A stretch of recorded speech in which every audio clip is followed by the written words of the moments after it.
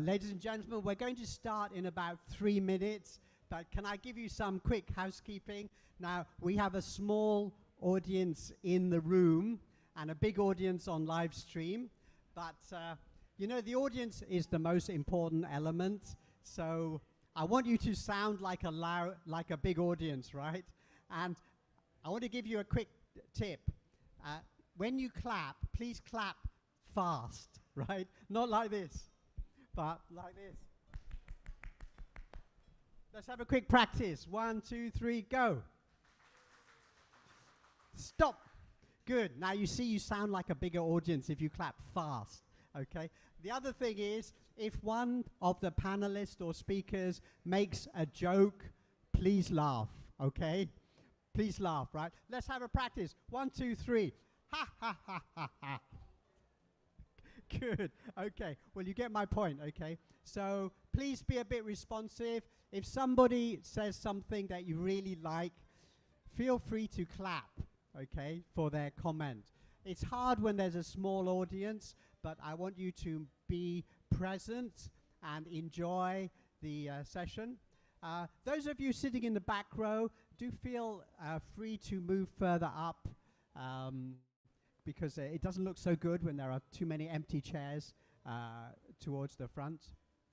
Okay, so we're going to start in about 2 to 3 minutes, okay? So remember, clap loudly and make some noise when at the right moments. Thank you.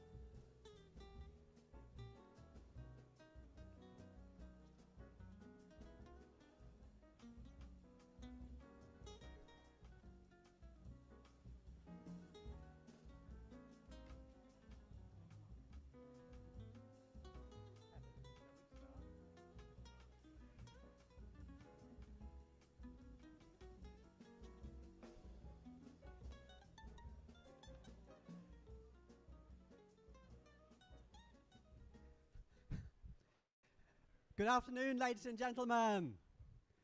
You may make a noise. Let's have a clap.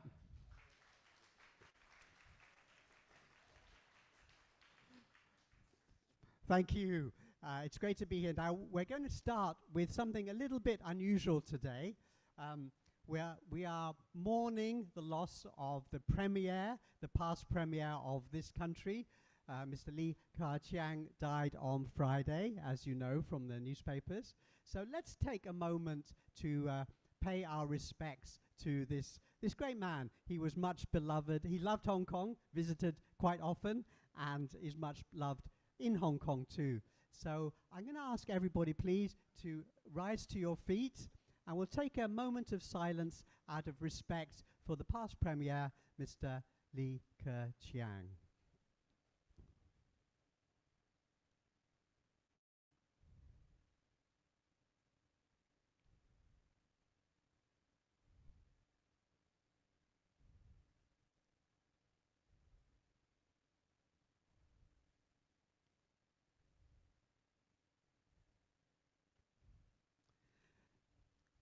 Thank you. You may take your seats again. Now on to the matters before us. Now we have a rather dramatic topic today, the great changes that are happening in the world, changes that are happening at a large scale and a small scale. And we have a little introductory video to set the scene. Let's roll the intro video. We see world markets are changing, then notice that our own behavior is changing too. The business world is changing. As technologists say, big data will create transformation. But while many hope that AI will create positive opportunities, we can already see negative outcomes appearing. Some of the best minds locally and internationally will discuss the challenge of leading in a time of transition.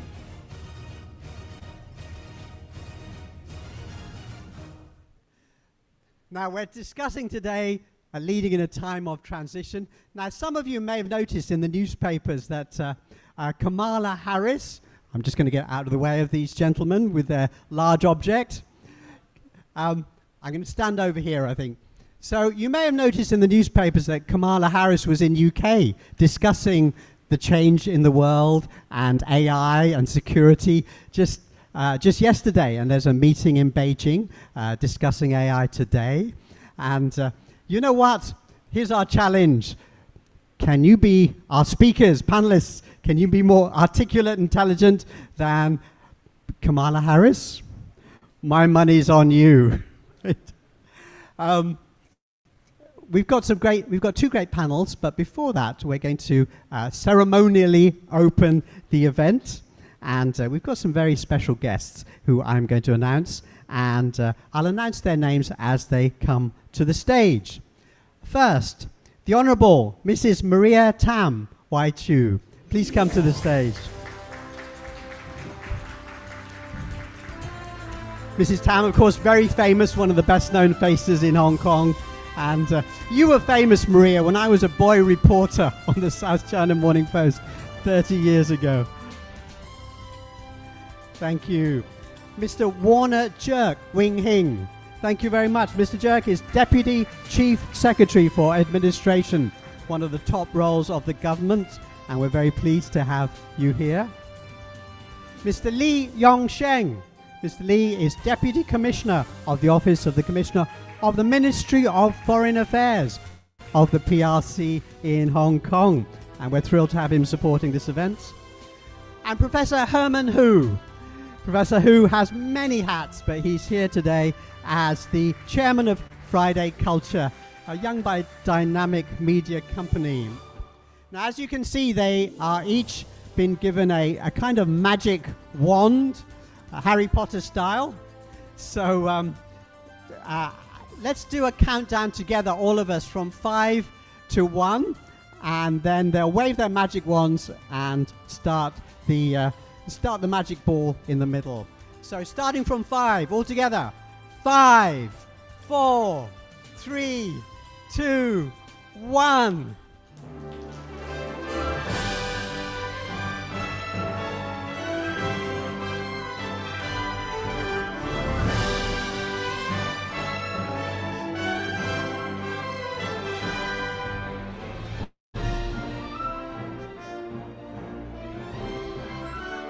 Thank you. We should have made you say a Harry Potter spell, shouldn't we? Anybody know any Harry Potter spells? Wingardium Leviosa, right? Okay, photographers, can we have a group photo of our wonderful ceremonial team together with our magic wands?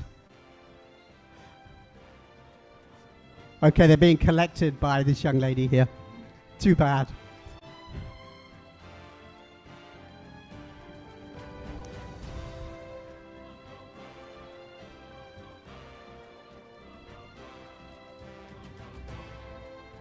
Thank you. Ladies and gentlemen, can you stay on the stage, but just step back for a minute, because we're going to ask the young men to actually move this large device.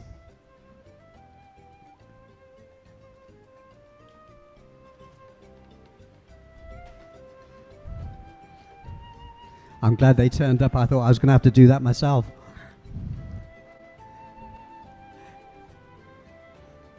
Okay, and let's have a photograph of the officiating guests as they are.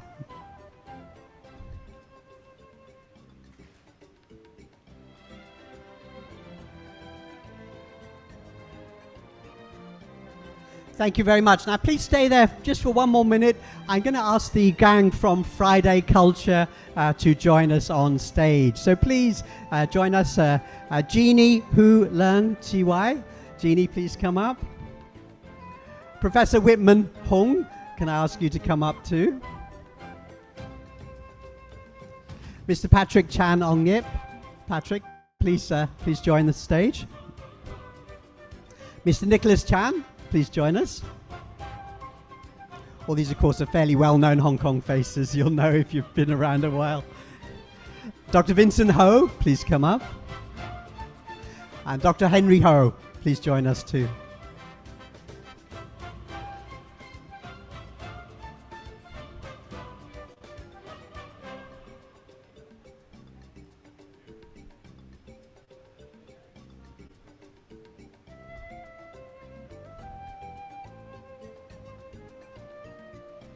Now, if you've been in Hong Kong a long time, you'll know how important group photographs are. Nothing happens in Hong Kong without group photographs.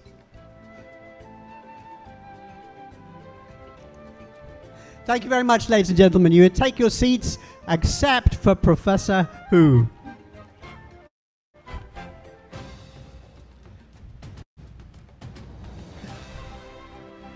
Professor Hu, I'm going to ask you to stay behind, and may we have the lectern, please?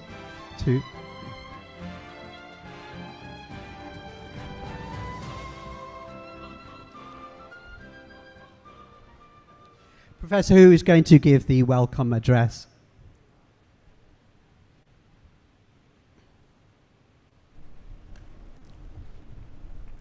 Thank you, Nuri. Good afternoon. Good afternoon. Good afternoon, Mr. Chuck, Mr. Lee, Ms. Tam, ladies and gentlemen. I warmly welcome you all to our forum today. This is the third one held by the Hong Kong Coalition and Friday Culture. Our first forum in 2021 was called International Communications in the New Era and focused on raising awareness of stories from this side of the planet. And then a year ago, 2022, we had a rather aspirational title, A Fairer and Safer World. Today, we look at breaking news and realize that our worries were more than justified. Still, we believe the world can be made fairer and safer, and gatherings like this will help lead us in the right direction.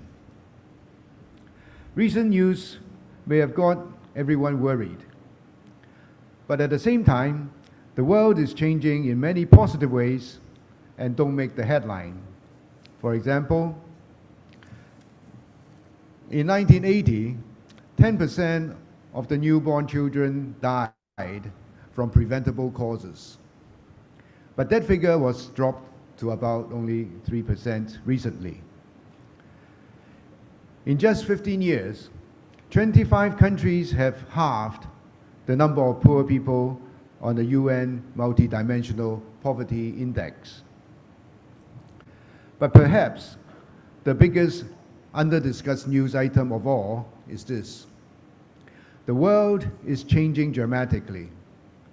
It is rapidly transitioning to becoming a very different planet in geopolitical power, in technology, in finance, and even in human behavior. Let us take you back for a moment to 1986. That year, India and China had exactly matching GDP figures. Both countries have a gross domestic product of 276 billion US dollars. 1986 was not so long ago, but let's look at how things changed. Today, India's GDP is $3.4 trillion, while China is in excess of $18 trillion. It grew 65 times. In a single generation, China went from nowhere to being one of the largest economies in the world. These are stats, but we must never forget, behind these numbers are literally 2 billion human stories. Tales of life-changing developments in the lives of women, men, and children. And of course, there is technology.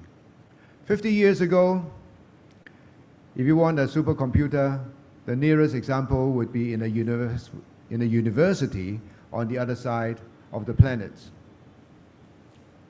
Today, we each have one in our pockets.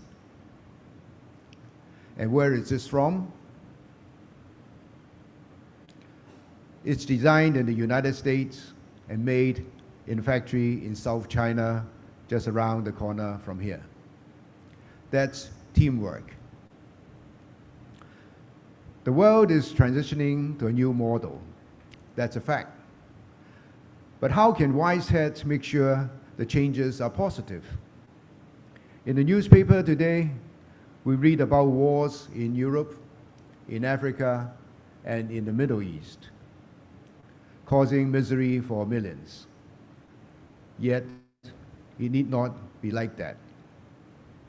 It is imperative that we create ways for positive cooperation that bypass negative geopolitics. It can be done. When the Belt and Road Initiative held its 10th anniversary conference in Beijing last month, 151 countries were represented. That's 3/4 of all nations on Earth. Of course, not all the 3,000 plus BRI projects will be a smooth success. But all of them show an attempt by different communities to work together for the common good of mankind. And this spirit of peaceful cooperation is what is important. I'm here representing Friday Culture, a group that works to balance the rather negative portrayal of our city and our country in the international media.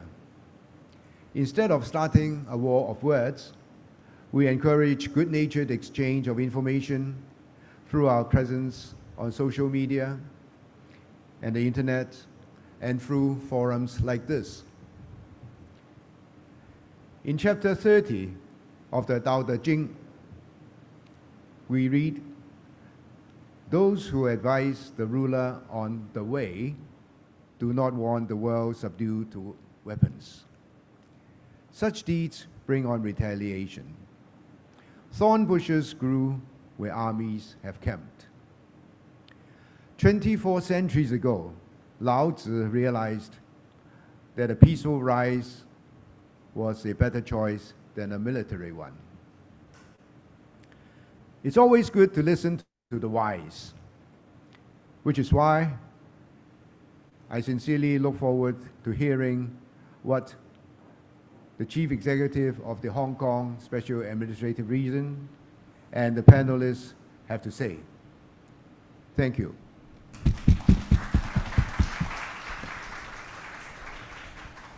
Thank you very much, Professor Hu. And he gave us a hint there of our next speaker, the Chief Executive of the Hong Kong SAR. He's not able to be here physically, but he did record a special message for us, which we'll hear now. Deputy Director Lu Xinling, Acting Commissioner Li Yongsheng, Professor Herman Hu, Deputy Secretary General Maria Tam, distinguished guests, ladies and gentlemen. The theme of the International Forum today is Leading in a Time of Transition. The forum is joined by government officials, scholars, as well as leaders of businesses and other sectors.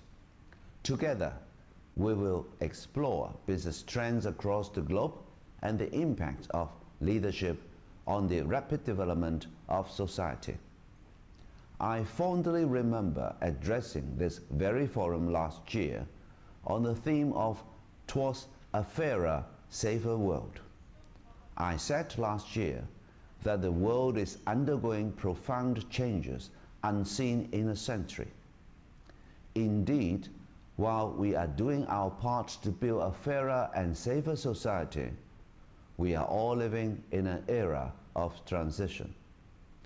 Geopolitical tensions around the world and uncertainties in the global economy, coupled with the threats posed by climate change, food and energy crisis, have created challenges to governments, businesses, and individuals. This year marks the 10th anniversary of the Belt and Road Initiative proposed by President Xi Jinping. In his keynote address at the third Belt and Road Forum for International Cooperation in Beijing last month, President Xi stressed that humankind is a community with a shared future. The President said, and I quote, "We should jointly address various global risks and challenges and deliver a bright future of peace, development, cooperation, and mutual benefit for future generations." Under the unique one country, two systems principle, Hong Kong is the only city in the world that enjoys both the China advantage and the global advantage. As an open economy that champions free trade and multilateralism, Hong Kong is committed to boosting our resilience in adapting to challenges that come our way. We have already signed free trade agreements with 20 economies around the world.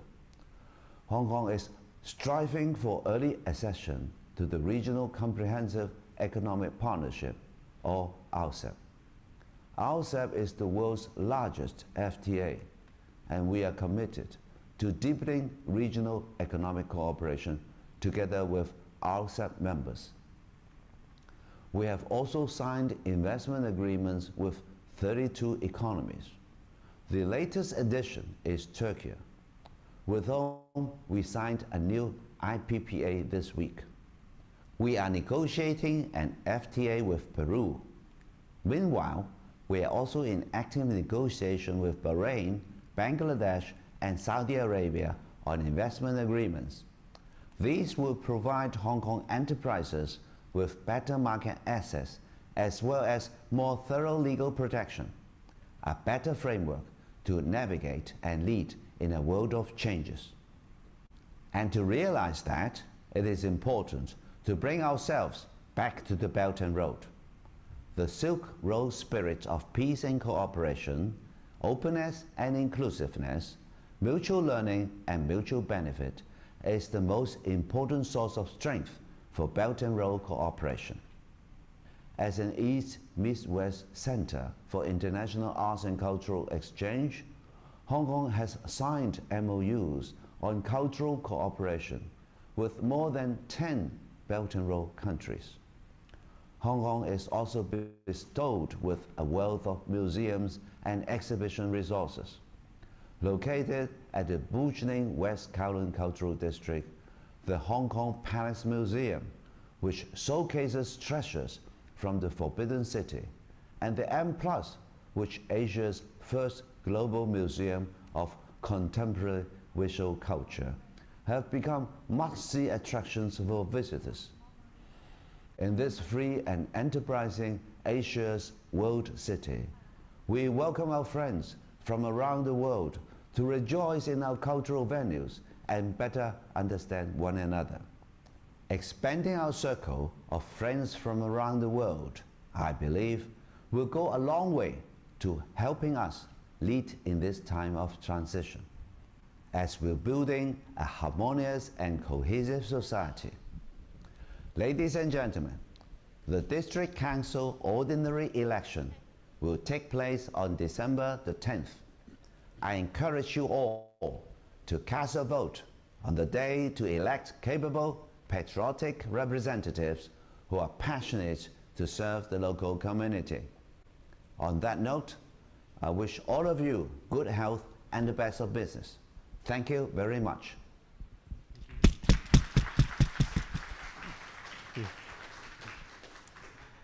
Thank you. That was great. I'm so glad he did that for us. You know, these things often don't make the headlines, but did you notice how many deals he was talking about there? New deal with Bahrain, Bangladesh, Peru, Turkey, all these deals that the Hong Kong government is making to create trade and business activity around the world in Hong Kong. And they don't make it to the media, but they're really important. And I'm so glad we have a team that's outward looking running the Hong Kong government at the moment. Okay, that's our introductory and ceremonial parts over. Now it's time for the main event. We've got two panels with some very fine minds involved with them. And the first panel is going to be on a finance theme, a second on a technology theme. But first I'd like to invite the moderator of the first panel to come up. Please give a warm welcome, please, to Mr. Patrick Chang. Patrick Chang, of course, is a well-known Hong Kong businessman and philanthropist and TV presenter, and we're very thrilled to have him with us.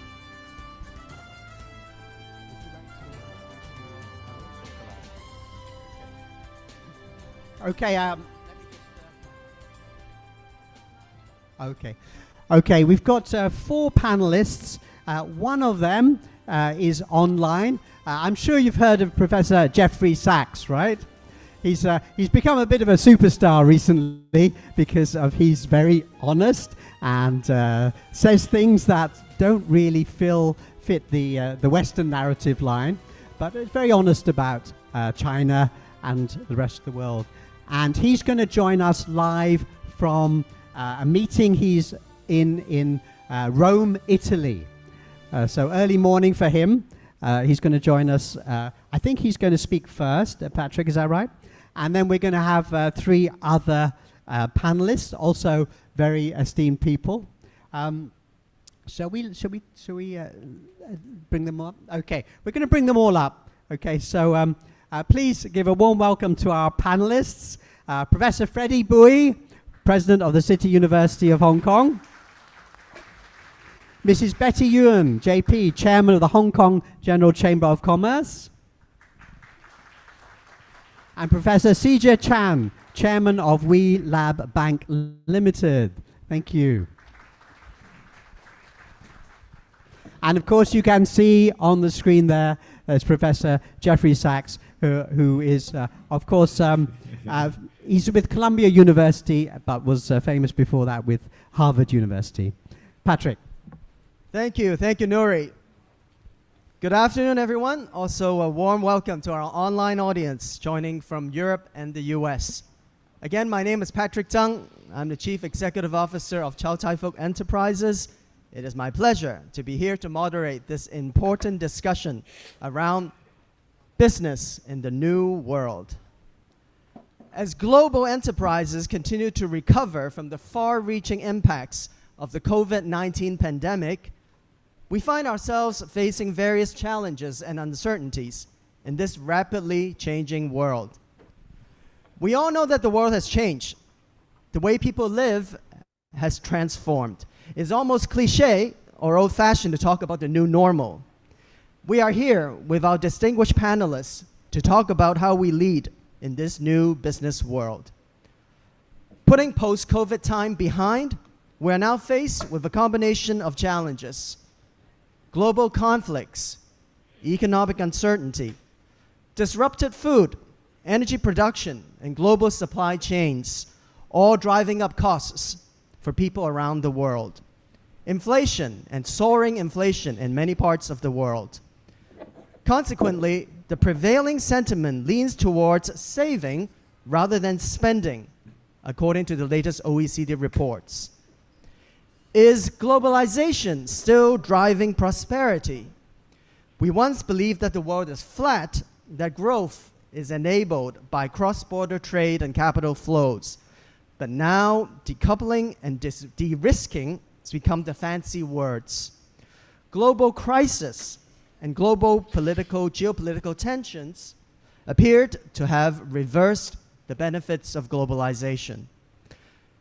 As one of the leading international financial centers, Hong Kong is also especially exposed to all these challenges. We, as business people, can clearly see the consequences and challenges posed by the higher interest rate environment and the geopolitical tensions. It is truly important for us to sit down, pulling all bright minds together to discuss how we should navigate this time of transition and uncertainty. With this background, we are delighted to present a panel of distinguished and prominent speakers to explore how we can bring this vision to life, to explore how we, the business community, can develop a sustainable strategy to mitigate the potential risks and impact created by the growing complexity in the global economy. With working together, seizing new opportunities that will define our future and give back and help our community to overcome these challenges. Please allow me to quickly introduce each of the speakers, and then I will ask each speaker to speak about 5 minutes individually, and then we'll go into some questionings, and finally, questions from the floor and the audience. First of all, online with us is Professor Jeffrey Sachs, University Professor and Director of the Center for Sustainable Development at Columbia University. Professor Sachs is also President of the UN Sustainability Development Solution Network. He has been Special Advisor to 3 United Nations Secretaries General and currently serves as one of the SDG advocates under Secretary General Antonio Guterres. He spent over 20 years at Harvard University. Also with us is Professor Freddie Bowie, President of City University of Hong Kong. Before moving to Hong Kong, Professor Bowie was Deputy President, Innovation and Enterprise at the National University of Singapore. When he was chair of the School of Material Science and Engineering at the Nanyang Technological University, he transformed the school into a powerhouse of material science in the world in research and education, ranking 6th in QS World Subject Ranking and 2nd in the US News and World Report ranking in material science by 2016. Also with us is Mrs. Betty Yuen, JP, Chairman of Hong Kong General Chamber of Commerce. Mrs. Yuen began her career in public accounting in Canada. She is currently a non-executive director of CLP Holdings Limited. She also holds different public service roles, including an ex officio member of the Hong Kong Trade Development Council. And last but not least, Professor Casey Chan, Chairman of WeLab Bank Limited. Professor Chan is currently adjunct professor at HKUST Business School. He's also a director of One Country, Two System Research Institute and a member of the Competition Commission. He served as a Secretary for Financial Services and Treasury of the HKSAR government between 2007 and 2017. So now, let's move on, and may I ask Professor Sachs perhaps to be our first speaker and share your thoughts for about 5 minutes on this important topic. Thank you, Professor Sachs. Thank you very much, Patrick. What a great honor it is to be together with this very distinguished panel. And I want to thank President Bowie in particular for the incredible hospitality that City University of Hong Kong gave to me and to my wife Sonia in our recent visit, and the honor of becoming part of the CUHK family. The topic for us is leading in a time of transition. And I want to spend just a couple of minutes. What kind of transition? What is the transition? There are 3 major transitions underway which make our world quite disrupted. And I want to clarify those. First is the geopolitical transition. We're at the end of a 200-year period in which the North Atlantic region dominated the world. And that period has ended because of especially the rise of East Asia, but more generally, the spread of knowledge, technology, of course, political sovereignty to a world that had been dominated by Europe first and then the United States after. We are in a new geopolitics. I personally welcome it because it means that there is more balance in the world, more fairness in the world. We are in a multipolar world. but we need to learn to live together in a multipolar world. And I believe that multipolarity under the United Nations Charter is the key. The second transformation, of course, is the technological transformation, which is accelerating, not just incredibly rapid, but accelerating. We are in the digital age, and digitalization is pervasive across every scientific discipline, every area of technology, and every part of our life. And this means disruption of jobs, of education, of production, of global value chains. On the whole, it can be extraordinarily positive, but of course it poses great challenges about rising inequality or the misuse of the new technologies or their militarization. So this is the second area that is in transition. The third great transition is ecological.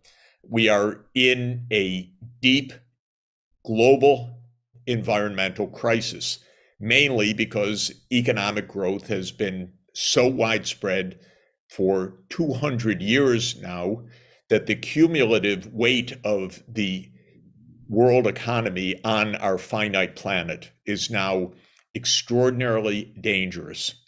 And what it means is we need to change technologies and do that fast. Most importantly, we need to move from a fossil fuel-based energy system to a zero carbon energy system, wind, hydro, nuclear, geothermal, and so forth.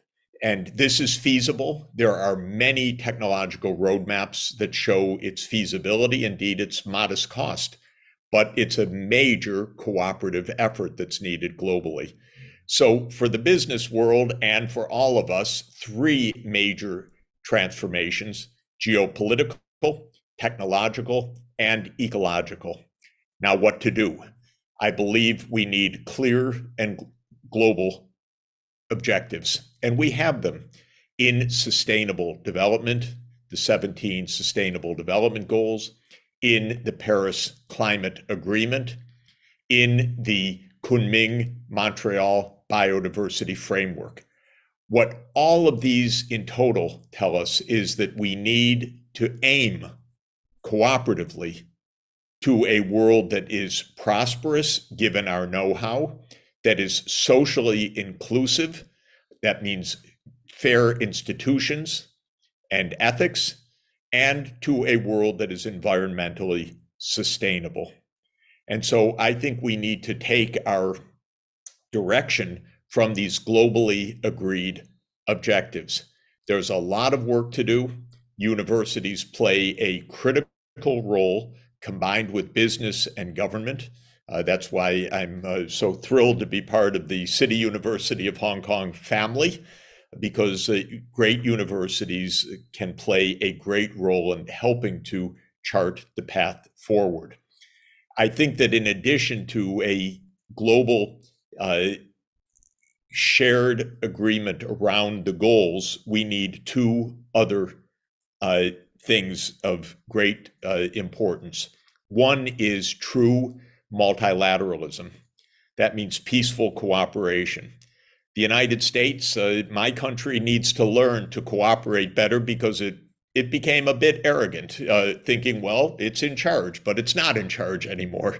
The United States and China need to get along properly. They need to have dialogue, like I hope happens at the APEC summit with Presidents Biden and President Xi at the end of this month.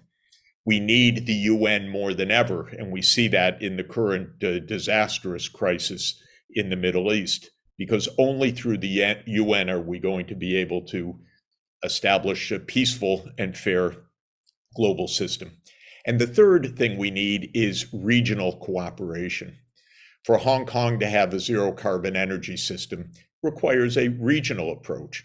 The Greater Bay Area, 70 million people, 9 major global cities can work together, not only for the prosperity of the Greater Bay Area, but for the prosperity of the whole world. Because if you put together the financial know-how, and the technical know-how of Hong Kong with the incredible technological capacities throughout the Greater Bay Area, you have the makings of true global leadership. I want to see that kind of cooperation throughout East Asia, because I believe that China, Japan, Korea, Australia, New Zealand, and the ASEAN countries really can become a world changer for the good through cooperation at the regional level. So these are my brief thoughts. Again, thank you for letting me be with you, and I'm looking forward to the discussion. Back to you, Patrick. Thank you, Professor Sachs. And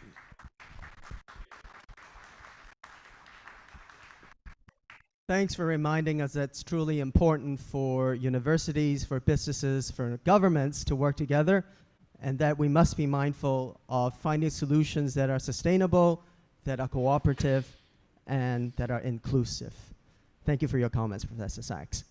Maybe now we move on to Professor Bowie for your comments. Thank you.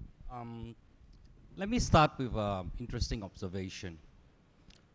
Suppose I use one of the best ranking of universities, the THR, Times Higher Education. Do you know how many top 100 universities there are in Boston? 3. How about London? 4. Los Angeles, maybe I will add Greater Los Angeles, including Irvine. 4. You want to know which city has 5 top 100 universities in the world? Hong Kong.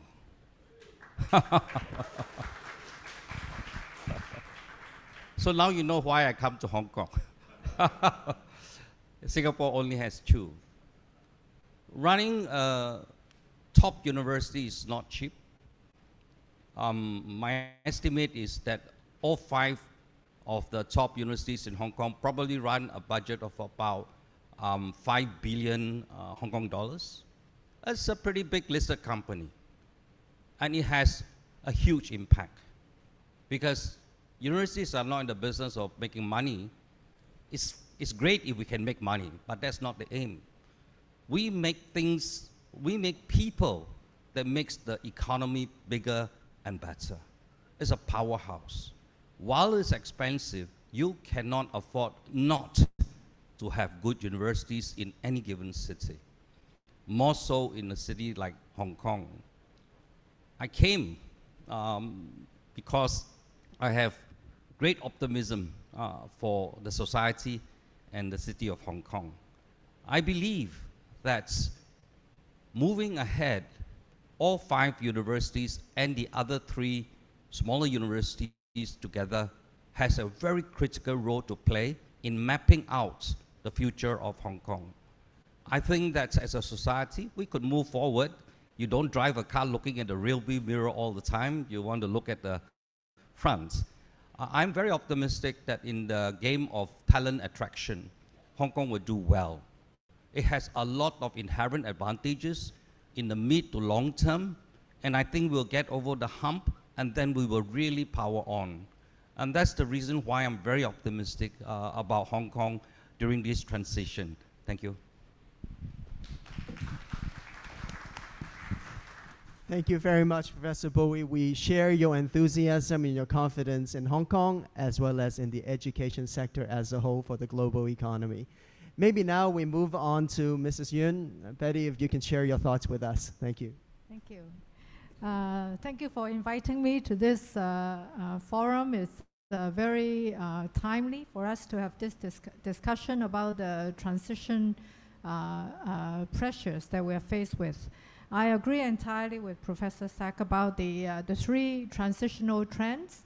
And for the business community, we feel it every single day because it affects our businesses from all directions.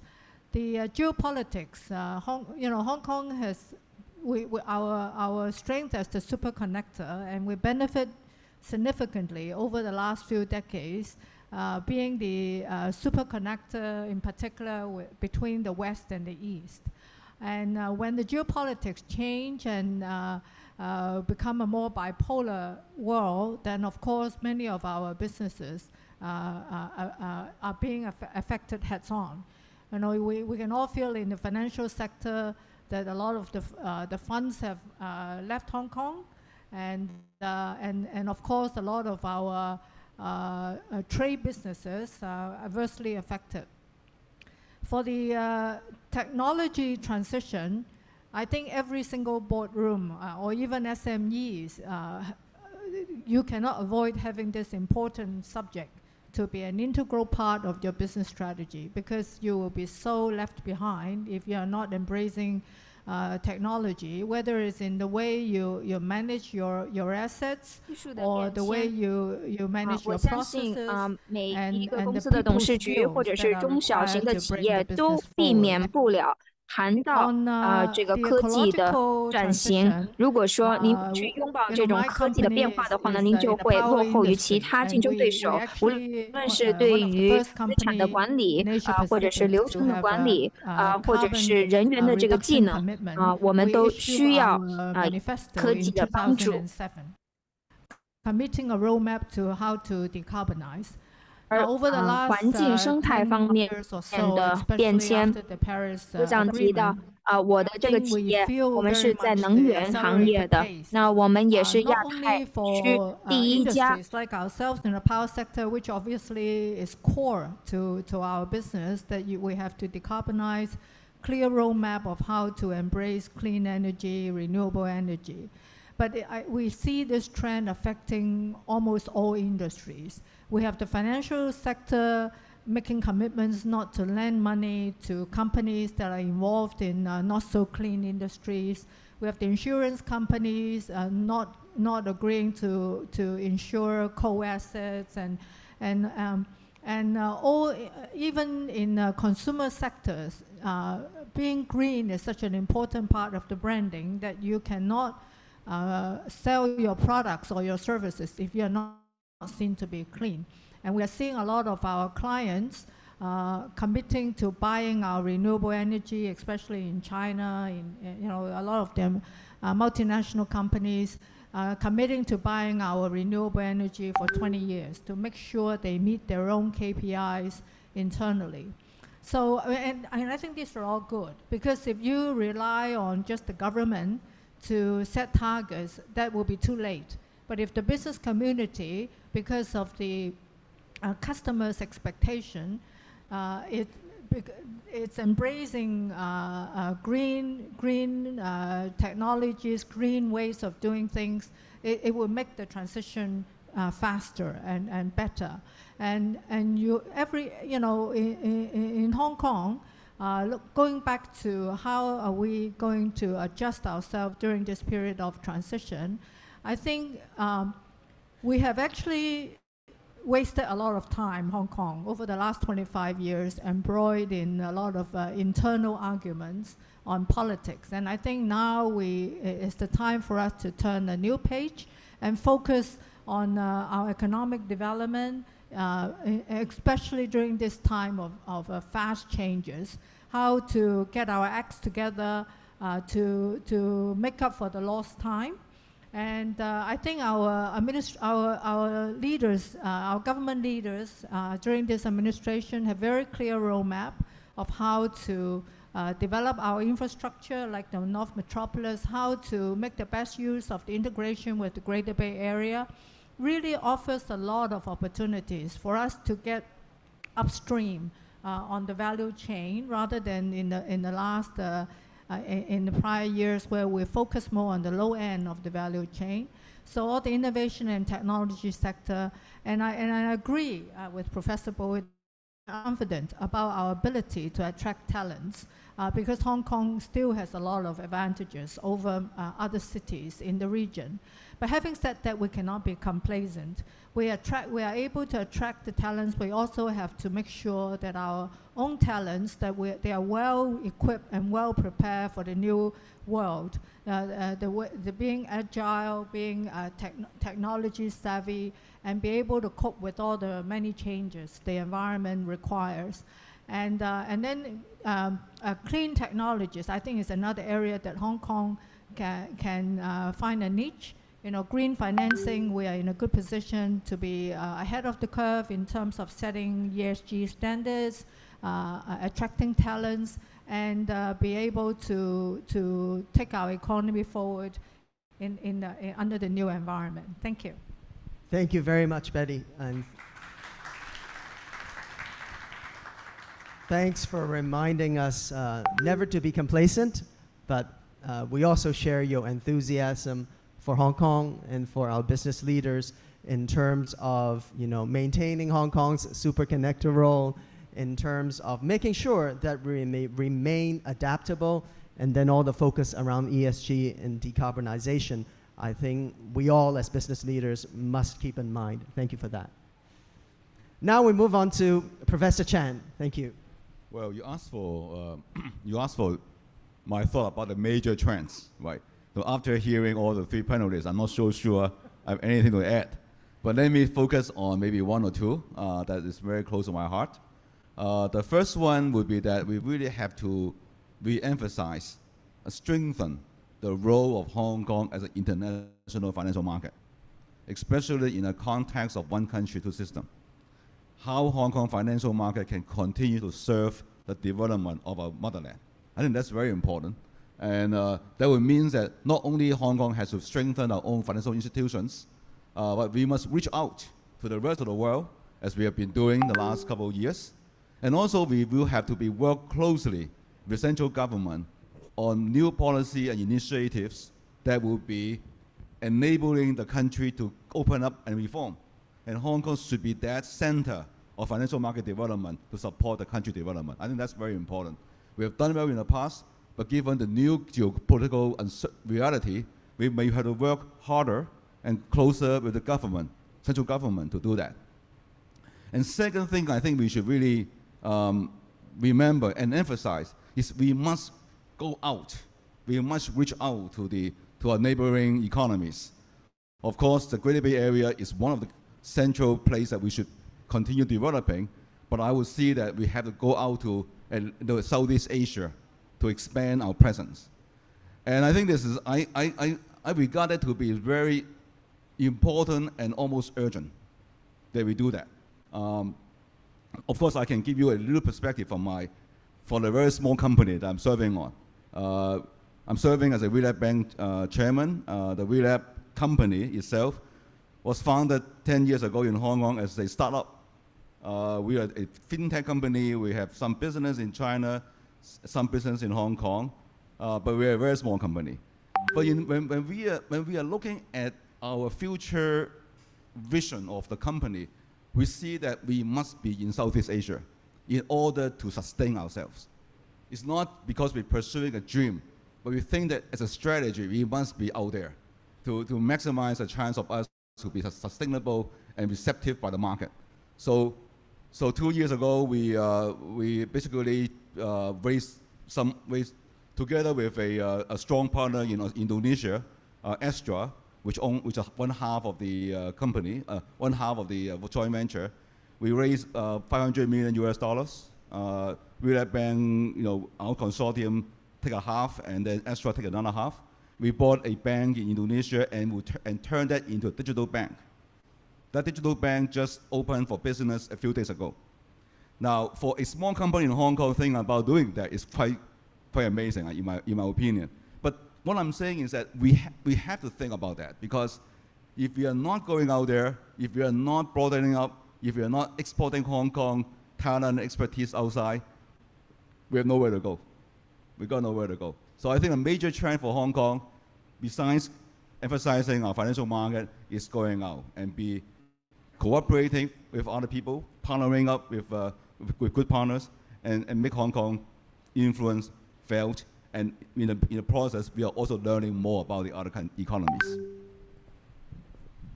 Thank you very much, Professor. Clearly, the topic of collaboration or cooperation is a very important one.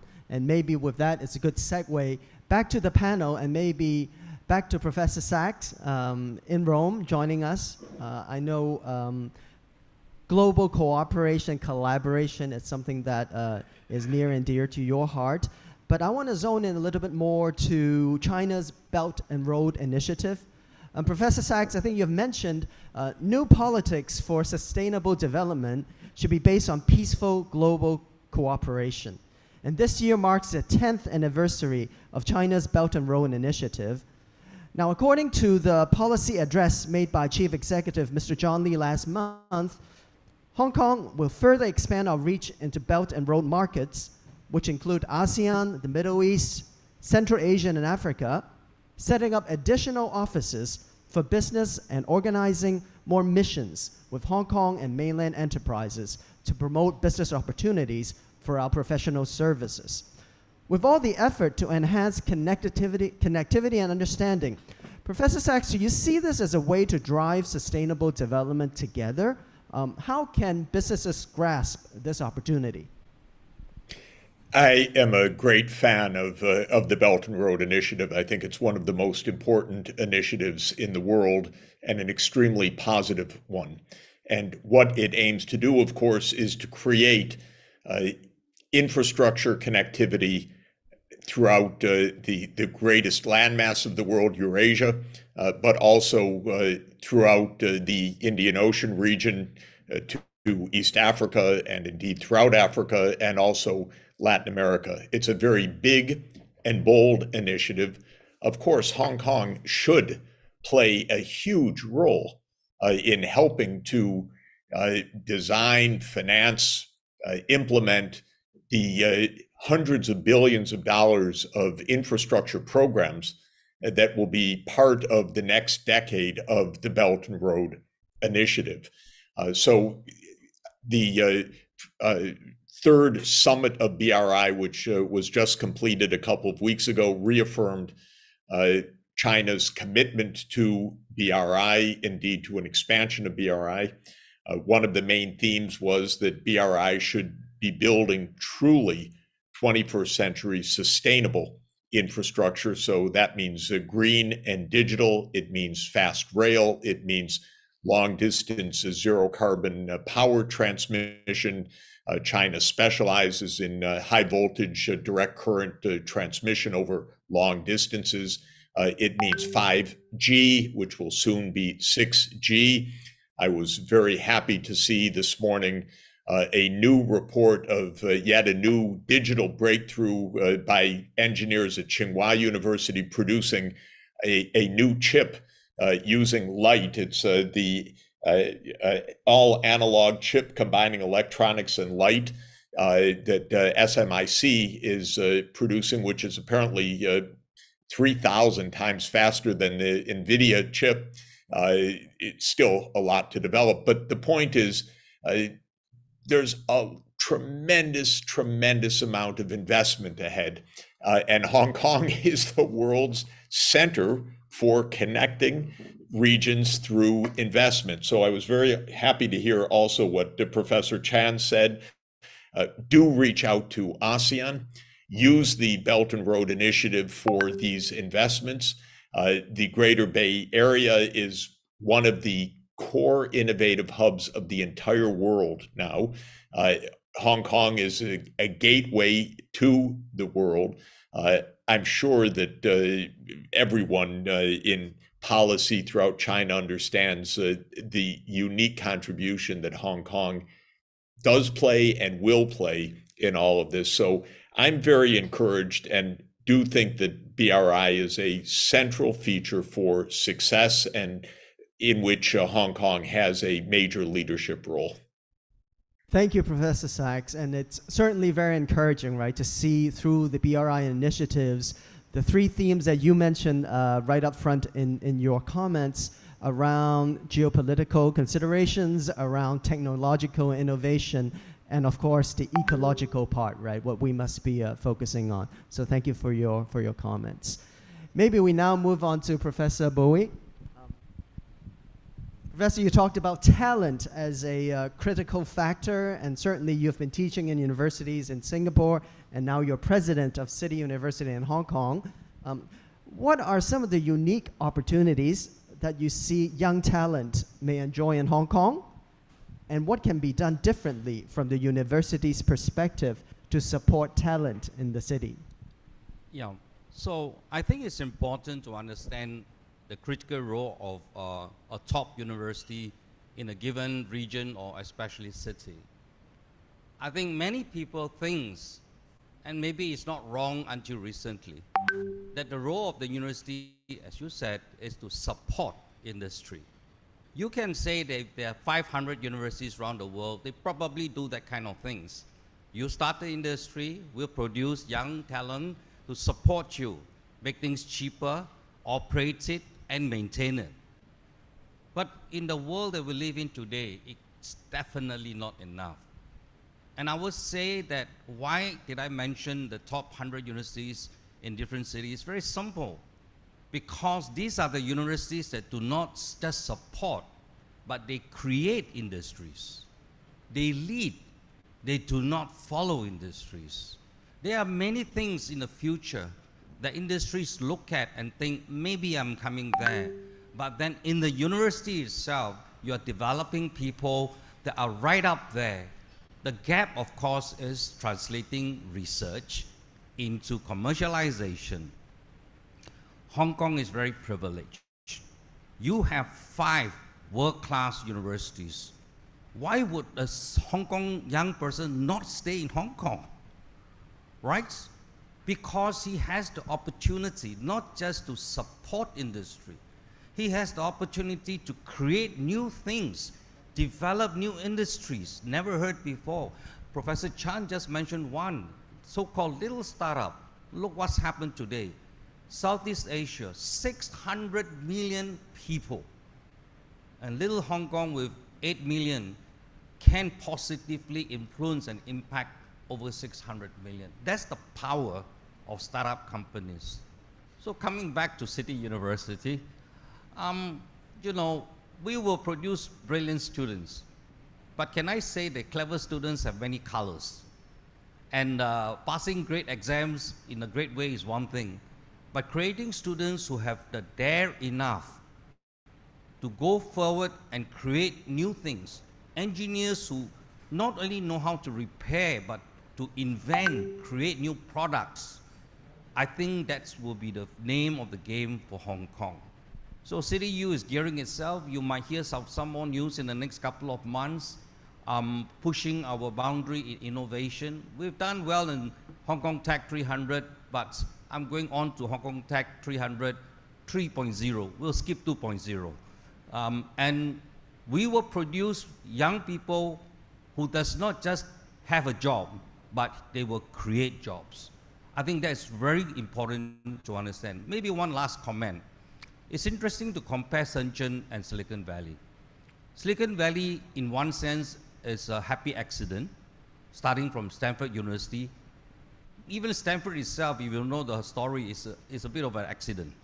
But when it started, it created the whole ecosystem from which world-class industries came out that you'd never heard before previously. Shenzhen is different. Shenzhen was very planned, very deliberate, and of course Hong Kong entrepreneurs played a key role at the birth of the Shenzhen industry. But look what's happening now. In Silicon Valley, they attract companies to the university. In Shenzhen, if I draw a line from Hangzhou, the northern part, that's where more of the top universities in China are. Industry are not going up north. Universities are coming down south. Why? Because the cycle of technology is already so short, the universities are not coping with this short span. We have to move, we as the university have to learn to move at the speed of light. But we are big creatures, and sometimes we take the leisure of creating new things in 10 years. It's not enough. So in short, I'm putting CityU on steroids. We need to move so fast that we then can exceed the speed of technology change and lead industries. Thanks. Thank you so much, Professor Bowie, for turbocharging our effort and for reminding us that we must focus on doing amazing things. Thank you for that. Maybe we quickly transition to Mrs. Yun, to Betty. Let's talk about role of Hong Kong and good corporate citizenship. other than the challenging external environment, I believe the general public's expectation on businesses today is also changing, expecting businesses to do good to society, including giving back to our community, showing commitment on solving bigger issues such as climate change and others. How is it going to change the way businesses operate to achieve sustainable growth? Are there any personal experience that you can share with us? I think for our company, CLP, this has always been one of our fundamental values. Perhaps because we are a utility, we are a monopoly. Therefore, we always felt that our social license comes from the people trusting us. And therefore, it had always been one of our values that we give back to the society, that we have harmony with our society. So to us, it's not too much of a transition. But we actually believe it is a good thing for all businesses because you can see the downside of supreme capitalism in some countries, that you can see the wealth gap between the haves and the have-not. When it gets so wide that it actually causes disruption to the whole society, and that is not good for anyone. So for businesses to be able to find ways to give back to the society with harmony, I think is actually good for everyone. And in recent years, as I discussed earlier, that the climate change pressure is so big that almost all consumers, and in particular the younger generation, place a lot of priority on environmental performances for all businesses, whether it is like the dirty industry like us in the power sector, the transportation industry, like people converting to using electric vehicles, or even consumer goods. How green you are is a very important part of the customer's choices. And I think it is a good thing. And then it's not only the way we conduct our business, but also give back to the society, helping the underprivileged in different ways. And we have so many innovative programs by corporates, whether to help the young people, the elderly people, or some underprivileged sectors of the society. And I think it has to be, it's a good trend so that we can find a right balance in the society. Thank you very much. Maybe we go on to Professor Chan, and I want to go back to technology and finance. Clearly, Professor Chan, you've mentioned how important technology is in terms of revolutionizing the way how business is done in today's market. If we zoom into banking and finance, what is your view on Hong Kong's fintech development? How can this bring new opportunities for companies in Hong Kong? I think Hong Kong has done very well. I don't agree with many people who think Hong Kong is slow in fintech. I think Hong Kong itself is a very mature, sophisticated, well-regulated financial market to begin with. And so we are building financial technology on such strong base. And that's very different from when you're doing fintech in other emerging markets where you might have a rapid development or rapid adoption.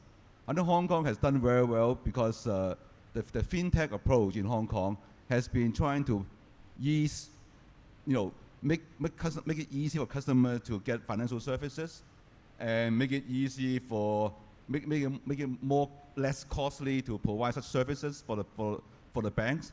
And I think overall, I think he has done very well. I regard Hong Kong as one of the key centers of fintech around the world. Now, but Hong Kong actually is also quite innovative. When you hear about the new policy coming out from the government, we're experimenting with virtual assets. We're experimenting with a green finance tech. There are a lot of things that the government is really planning, and I'm well supportive of.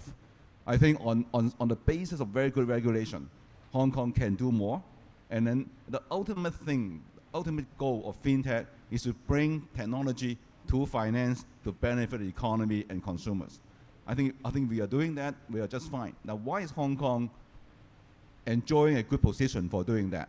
Of course, I mentioned the regulation, I mentioned the culture here.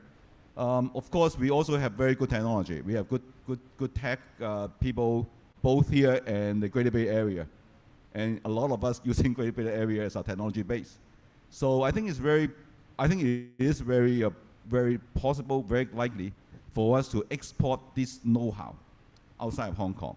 Hong Kong is too small a market for fintech. I always emphasize. But when you look around, there are a lot of other countries who love to work with Hong Kong on innovation and technology, and this is where our future should lie.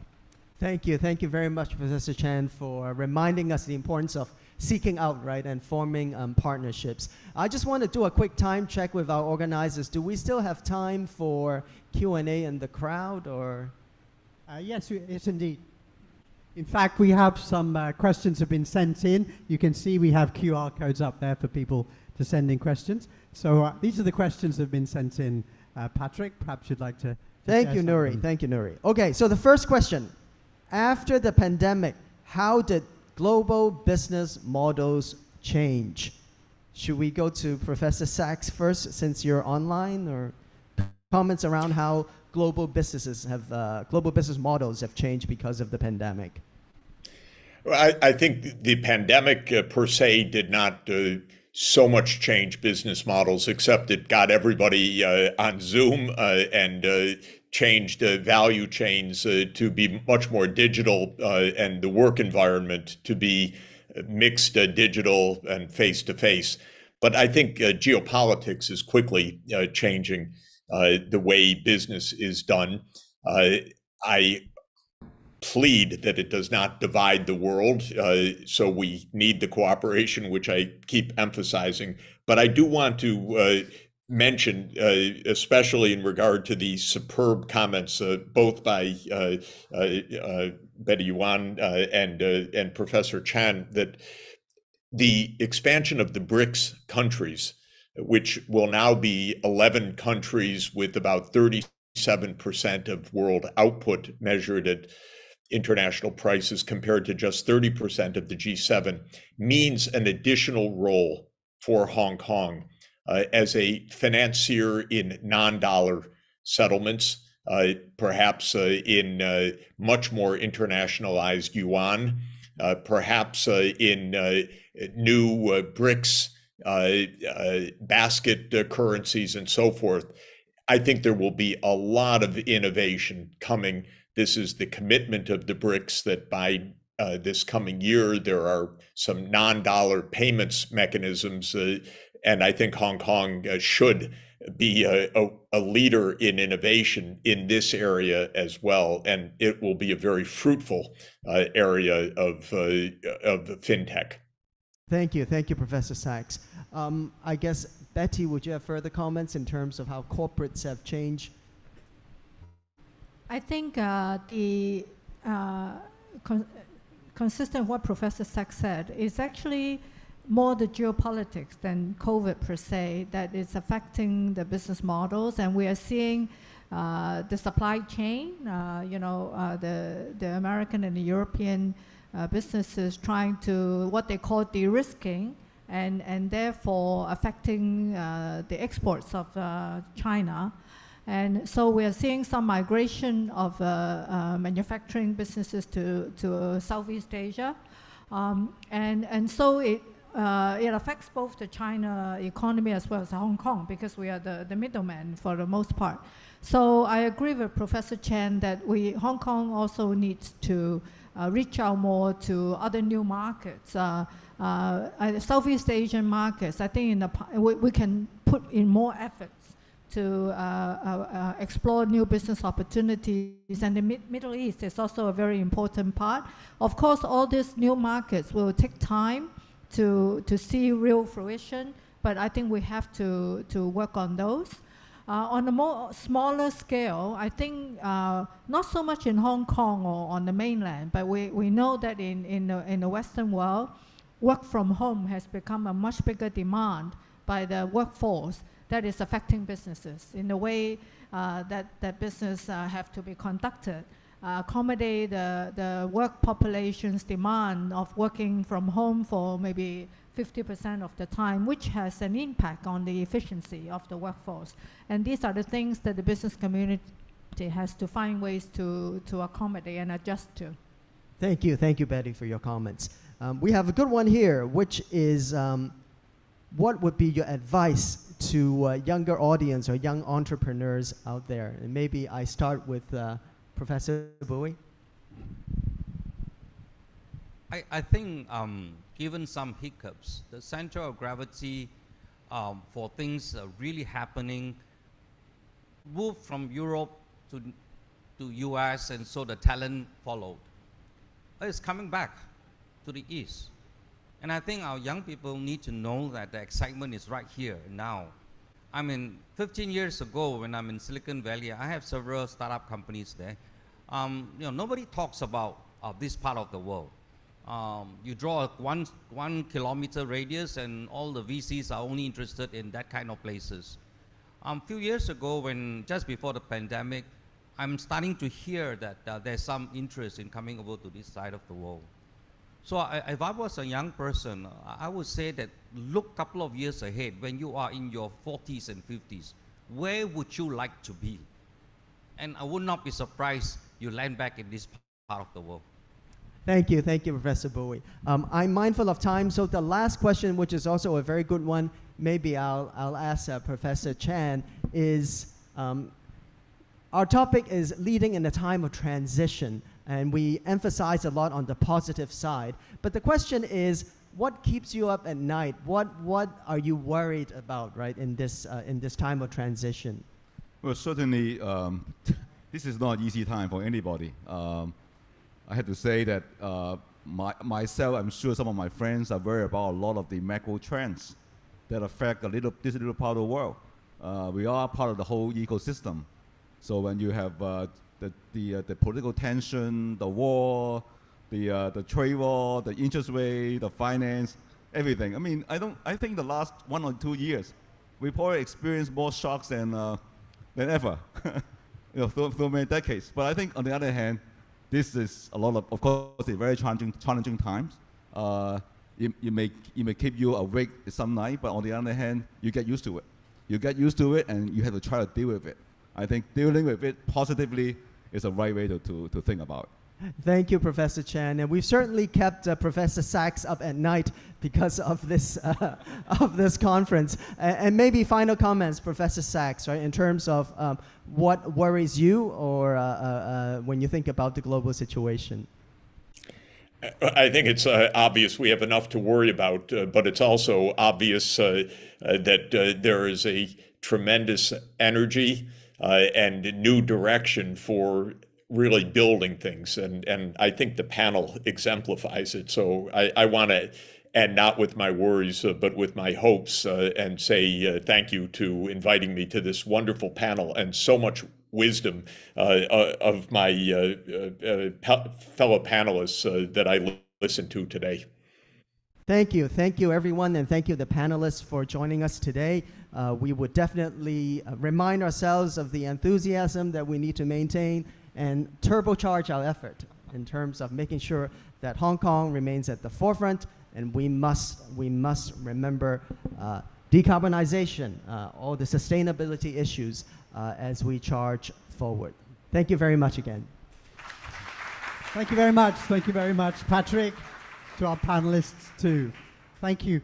May I ask you to please stand together at the front for the obligatory group photograph, of course.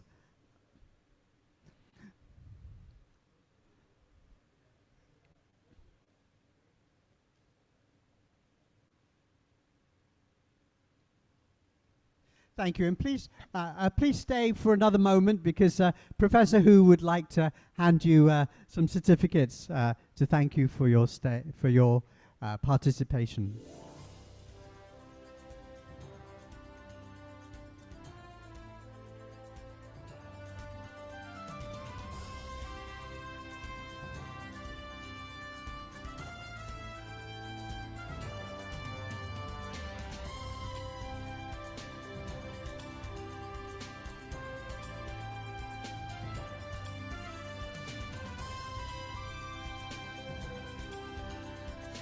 Thank you very much, ladies and gentlemen. You can sit down. And of course, a big thank you to Professor Sachs. It's actually, it was 7 a.m. in the morning in his hotel bedroom in Rome when we contacted him. So he did look wide awake, didn't he? So, well done there. Okay, now it's time for our second and final panel, which will be on a theme of technology and specifically AI. The panel is called Opportunity, Governance and Ethics in AI Development. And may I invite to the stage our moderator, Professor Whitman Hung.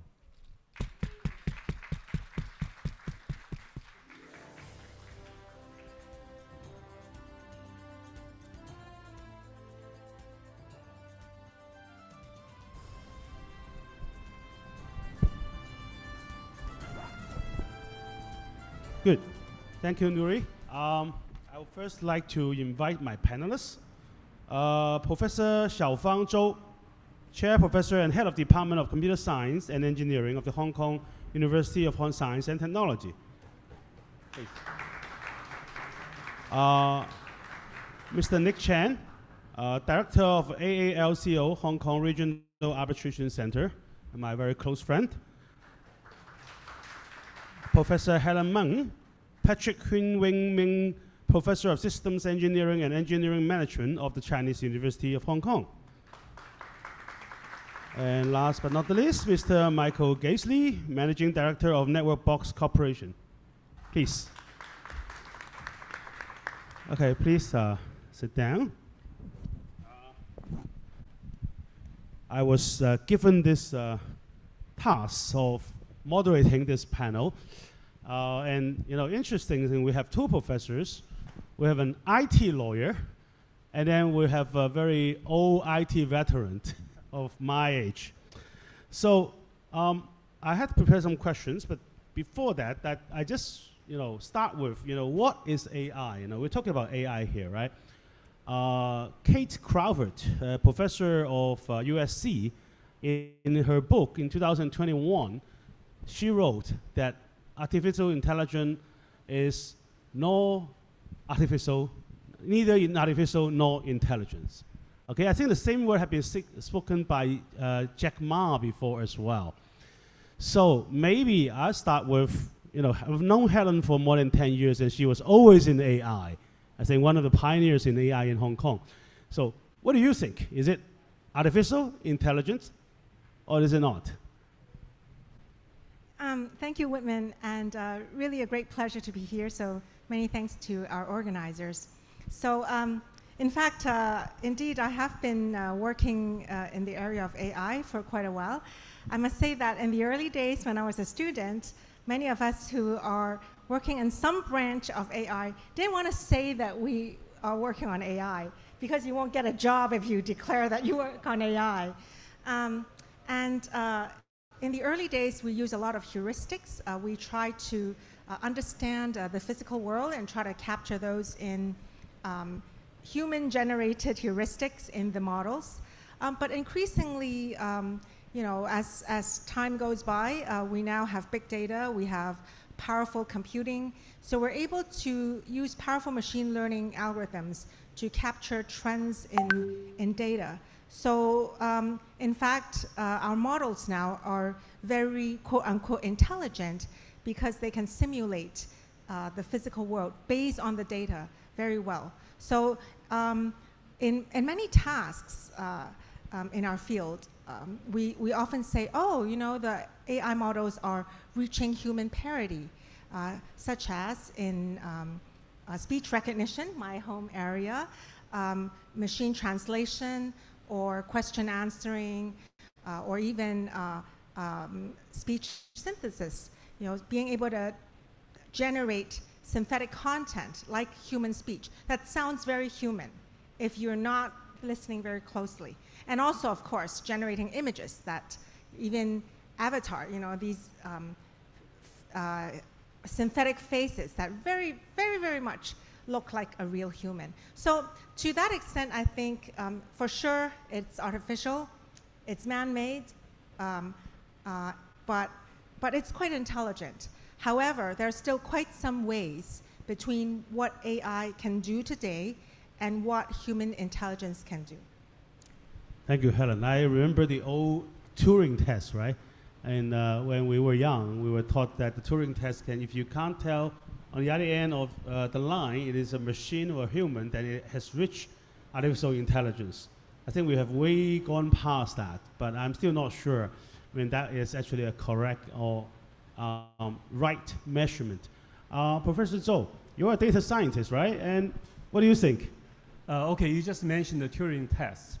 So that's a test in a paper by Alan Turing about 70 years ago. So it's very simple. Whether you can tell this is pass the test is that you talk to a machine. You don't see it, ask questions, and the machine will respond to your questions.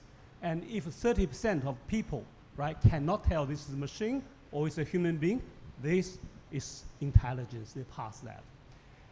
But that actually, people start to question about this Turing test. Number one, has this many recent progresses, machines pass Turing test? The answer is yes, right? And in some special cases, but with ChatGPT, right? People in general, you talk to a machine powered by ChatGPT, they get a response. You think it's human. Sometimes it's actually very good human beings as an expert, right? But that brings us to the definition of intelligence. Is that the only way to understand the natural language? Is that the way they can answer like human being? Or there are other aspects of human intelligence? Emotions, creativity, there are many other things, right? So I think there's with the time goes by, our understanding of artificial intelligence improves, and with technology progresses, our expectation about artificial intelligence also increased quite a bit.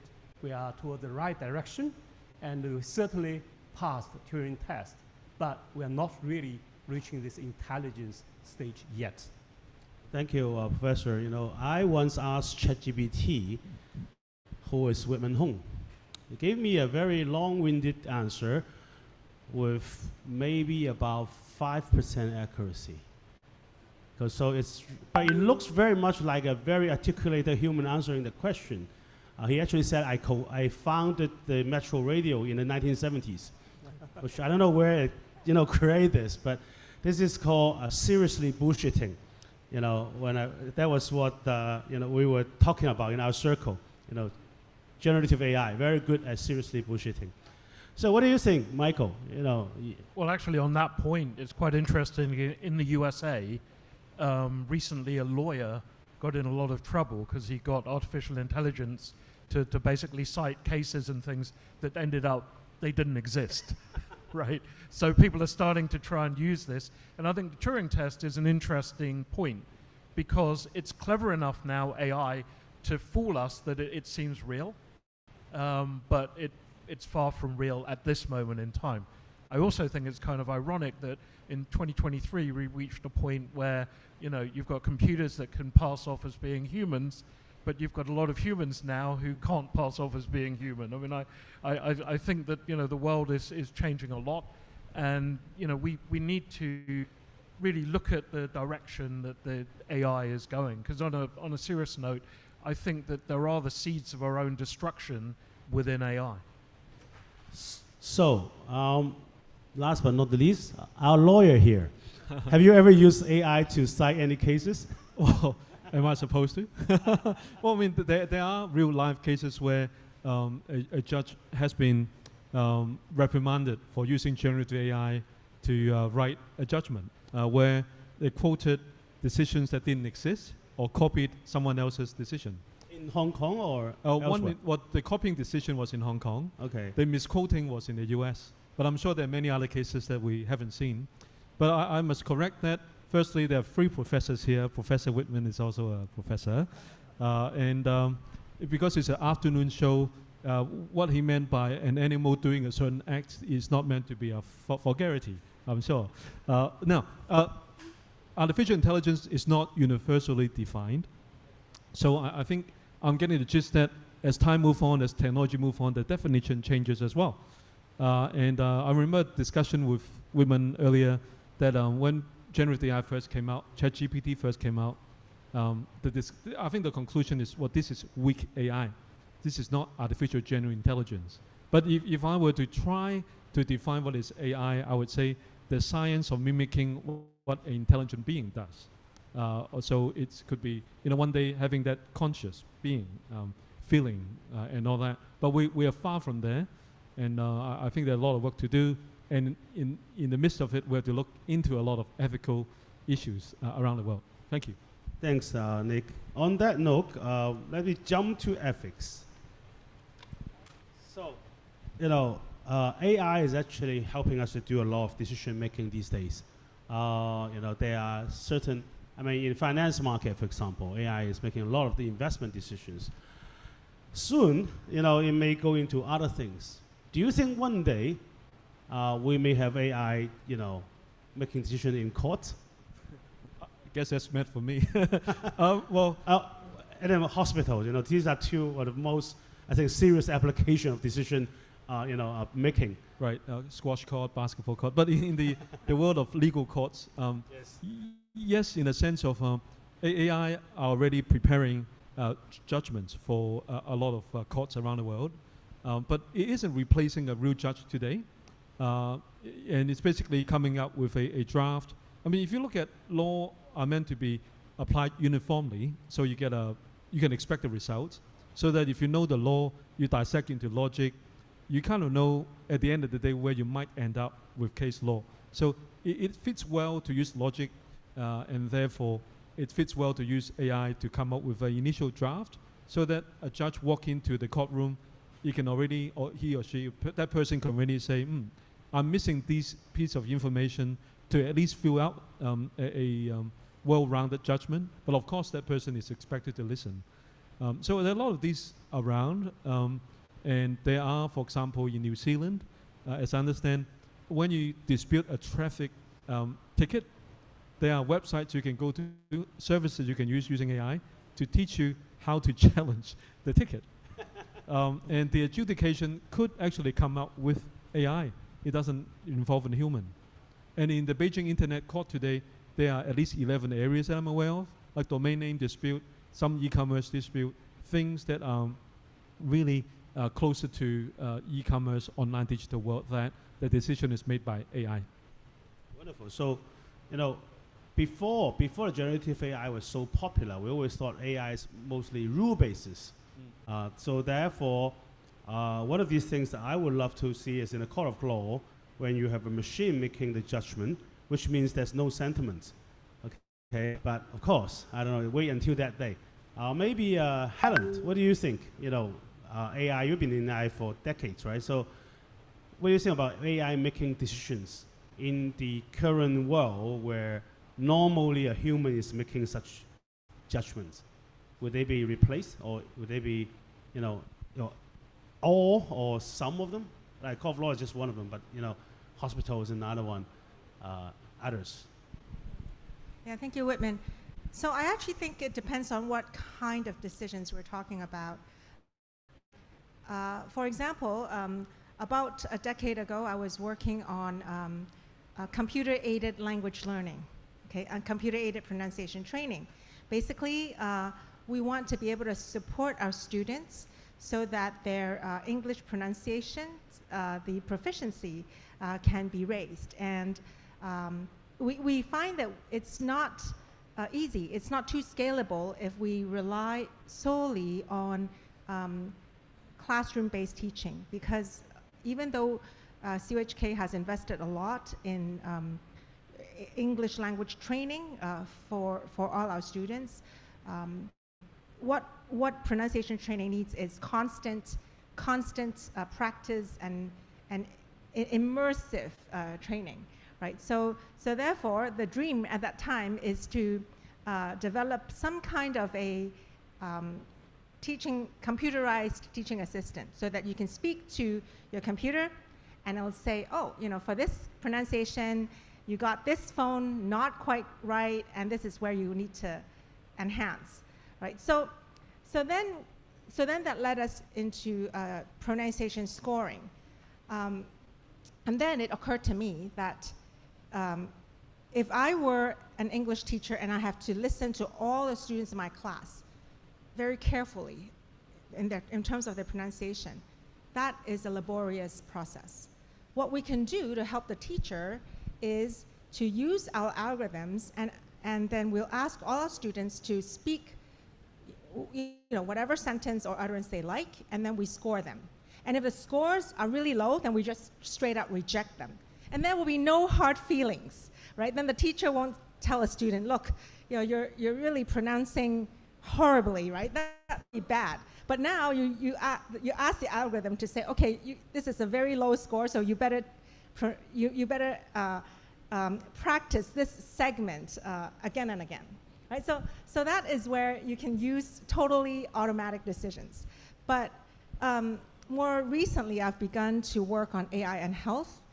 And I can imagine, even though I don't work directly on surgery, let's imagine there's someone who may need surgery, right? And you need someone to, you need an expert, a medical expert, to sign his or her name off in terms of deciding what kind of surgery.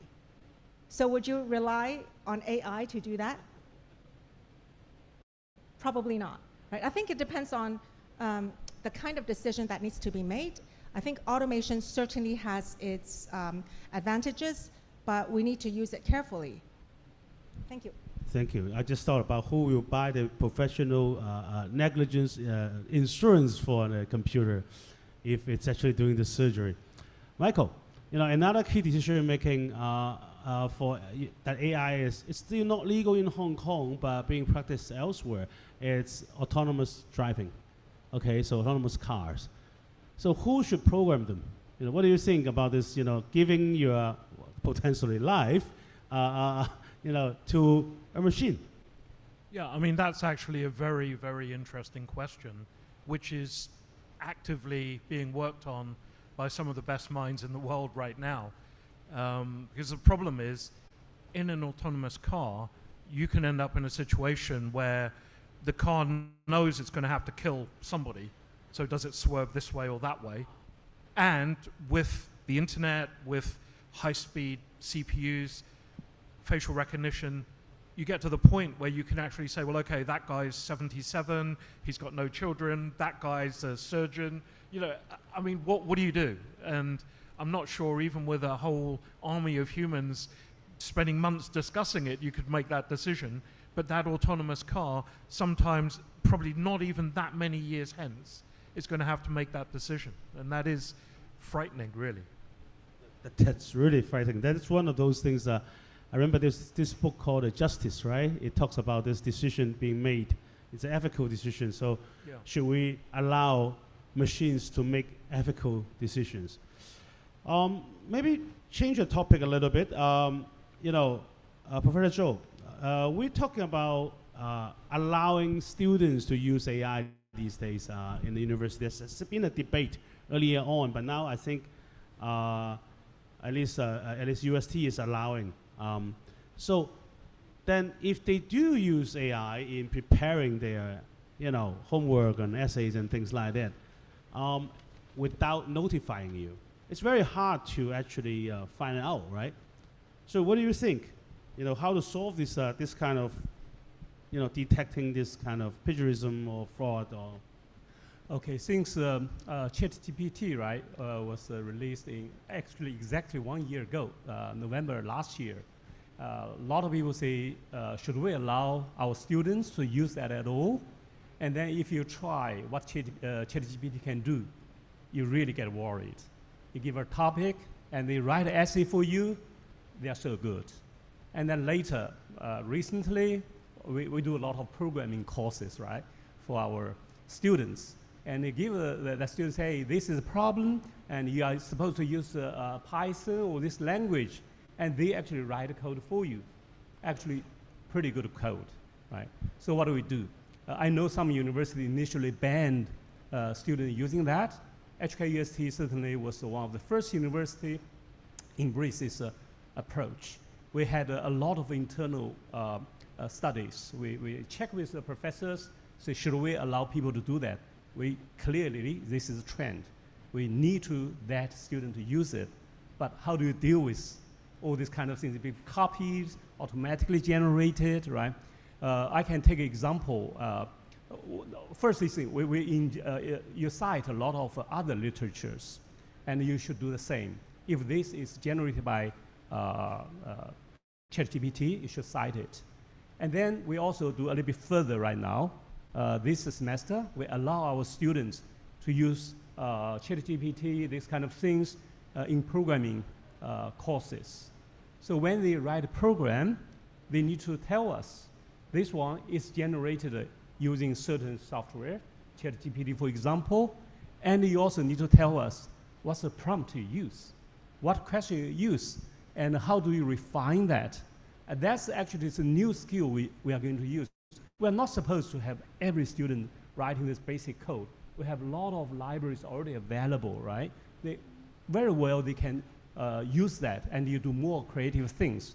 And now what we need to do is to train our students being able to use it. And what's the prompt things we're going to use? How do we verify that, right? And of course, there are many research recently try to automatically detect what kind of code are generated. We are not really relying on that. We rely on people to declare and explain the process and their learning experiences. Thank you. Yeah, I was once a programmer. So, but I look at some, I'm no longer a programmer now, but I did look at some of the codes they generated. Yes, it's perfect. You know, it's easy to use, and it achieves exactly what you need to achieve according to the prompt. But this is, I think the analogy is when I was a kid, you know, there was before the DSE, you know, we still have the Hong Kong school cert exam. There's this debate about allowing the use of calculators. Remember? Scientific calculators for the sines, cosines, and all those things. So, well, I remember what happened is some of the exams you're not allowed to bring a calculator. There are some specific exams you're allowed to bring them. So demonstrate your skill of both doing the calculation without and the reasons without a calculator, but also demonstrate your skill of using a scientific calculator. So I think this is similar these days. So change the topic a little bit, but similar because we talk about ChatGPT and there was this argument on copyright. I remember Nick is actually a copyright lawyer. So there were two court cases I remember. One is in the States where there was a judge ruling that this guy who created a cartoon book, that the dialogues that he wrote were his copyright, but the images are not because they're generated by AI. But then there was another, I can't remember where, but judges were, one guy created some not very good images using AI, and he was actually sued for, and convicted for creating such images. So, what do you see? How do you deal with the copyright issue in this area? Thank you, Whitman. Well, copyright is all. I mean, I think we all agree it's a universal issue. The international laws like the Berne Convention generally setting out how we recognize copyright without the need to necessarily register the copy with an authority. However, it's really about, there are a lot of issues in this. In terms of cases you mentioned, they are, as lawyers always say, if you want to find out the answer, it's fact specific. Give me all the facts, I'll tell you the answer. Okay. But the reason is, because the issue is whether, generally copyright require an original element. An author that sort of put his or her or that person's idea into creation. So if that person is using a generative AI program to come up with a work product, can that person own it? Or why should they not own it just because they use a new tool? A new tool being not just a pen and pencil or computer, but a computer supported by a program, namely a particular type of brand of generative AI. Why can't they? So there are actually cases in mainland China, for example, where I think Tencent company used AI to come up with a original art piece, and someone else copied them, and Tencent successfully, subsidiary successfully sued that this other company copied them. But to say they copied them, you have to, basically the court have the rule, you own the authorship first, you own the copyright before you can sue somebody. But can a machine, not being human, have this right that some laws around the world tend to word it so that only a human, implying only a human being can own that right? Is it intrinsic that an inanimate object can own such a right? So that's raising new issues. But are there other issues like, well, if you use your resources, time, energy, come up with it, part of it is purely human, part of it is not, it's for computer. And just like if I use the calculator for part of the calculation, but I designed it with my ingenuity, why can't I have that copyrighted? So I think that left a lot to be answered, but if we are to embrace it fully, we are more open-minded that this is a tool, and if used properly under some parameters, then we should be able to attract a lot of generative AI developers to base their operations in the GBA in Hong Kong and expand to the rest of the world. Yeah, that's very interesting, because I remember that court case in US that the defendant actually argued because he created the prompts and it's unique. But still, I think it was the court still ruled that he lost. But anyway, we're still at the beginning of this. But on that topic, people are really talking about. I think there was a recent pledge of people like even the founders of OpenAI and things like that, saying we should have rules governing AIs. We should have controls. And mainland China has already published a list of points of control on AI development.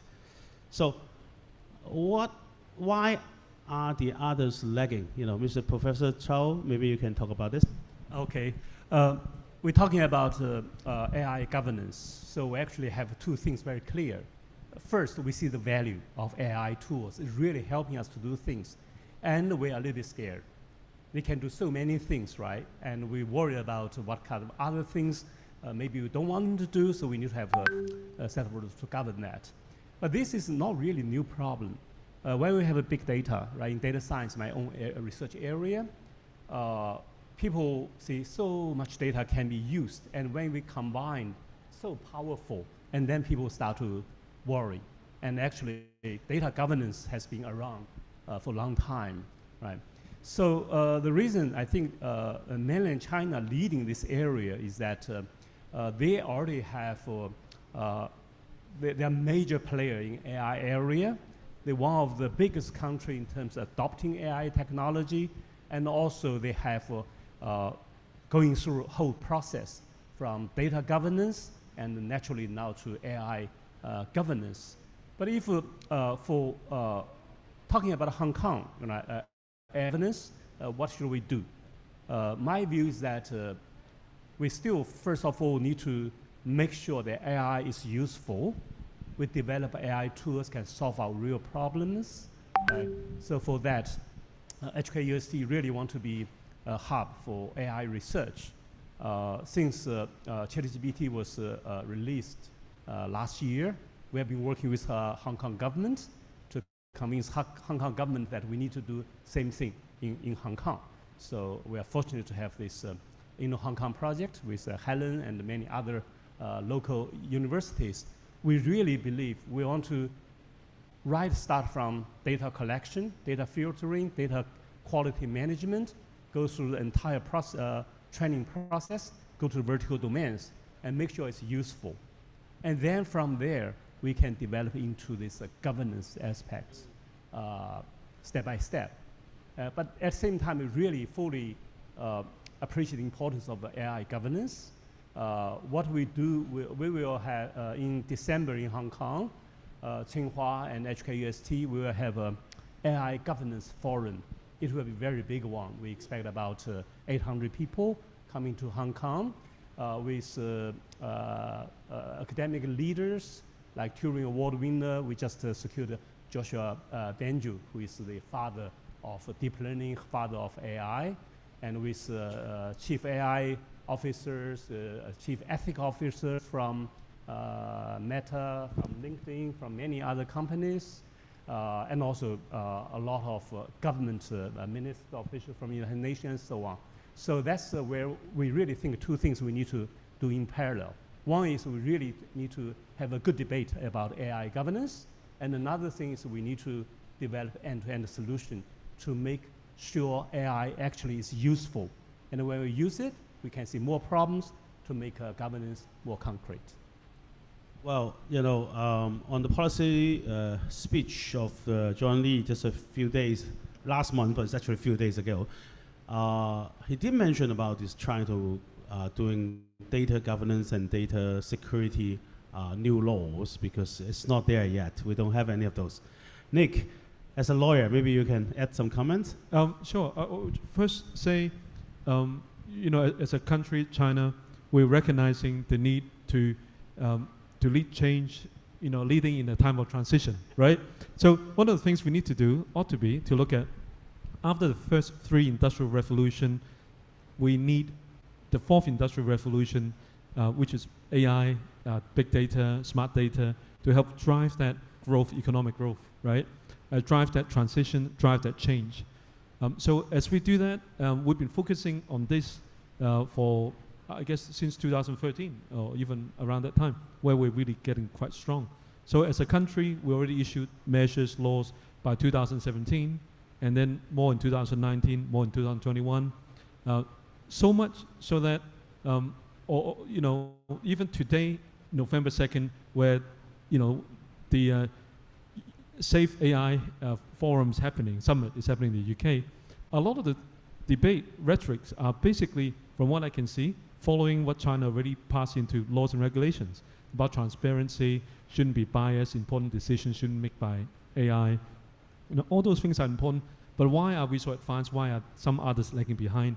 I think it's because we are more advanced technologically to start with, and then recognizing, being a socialist economy in mainland China, recognizing the need to put people's rights first, privacy, you know, and data sovereignty, those things, then you need a healthy environment for this to grow, and without running away so that all the things belong to big corporate, you know, giants. In the US, there are some, you know, really good technology companies in this area too. Maybe just like in the, you know, social media world, companies that are less in Europe.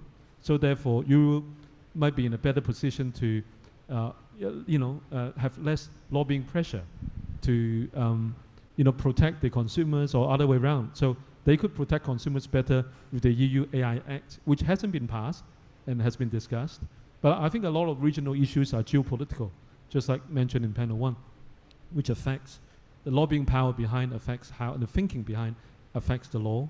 And so therefore we are where we are today around the world. That's actually a very interesting point. I mean, of course, I mean, Hong Kong is actually quite advanced in AI. If I remember correctly, I don't have current figures, but a few years back, somebody told me that the code on AI essays, we are ranked world number 3, just after mainland China and America. But of course, we lack the kind of huge amount of data to actually let a lot of AI to be in, you know, in action, whereas in mainland China, it's really, really not short of data.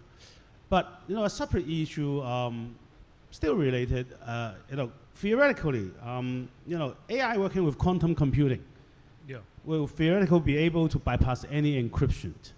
Yes. So what do you see? Is a disaster coming when we're no longer protected?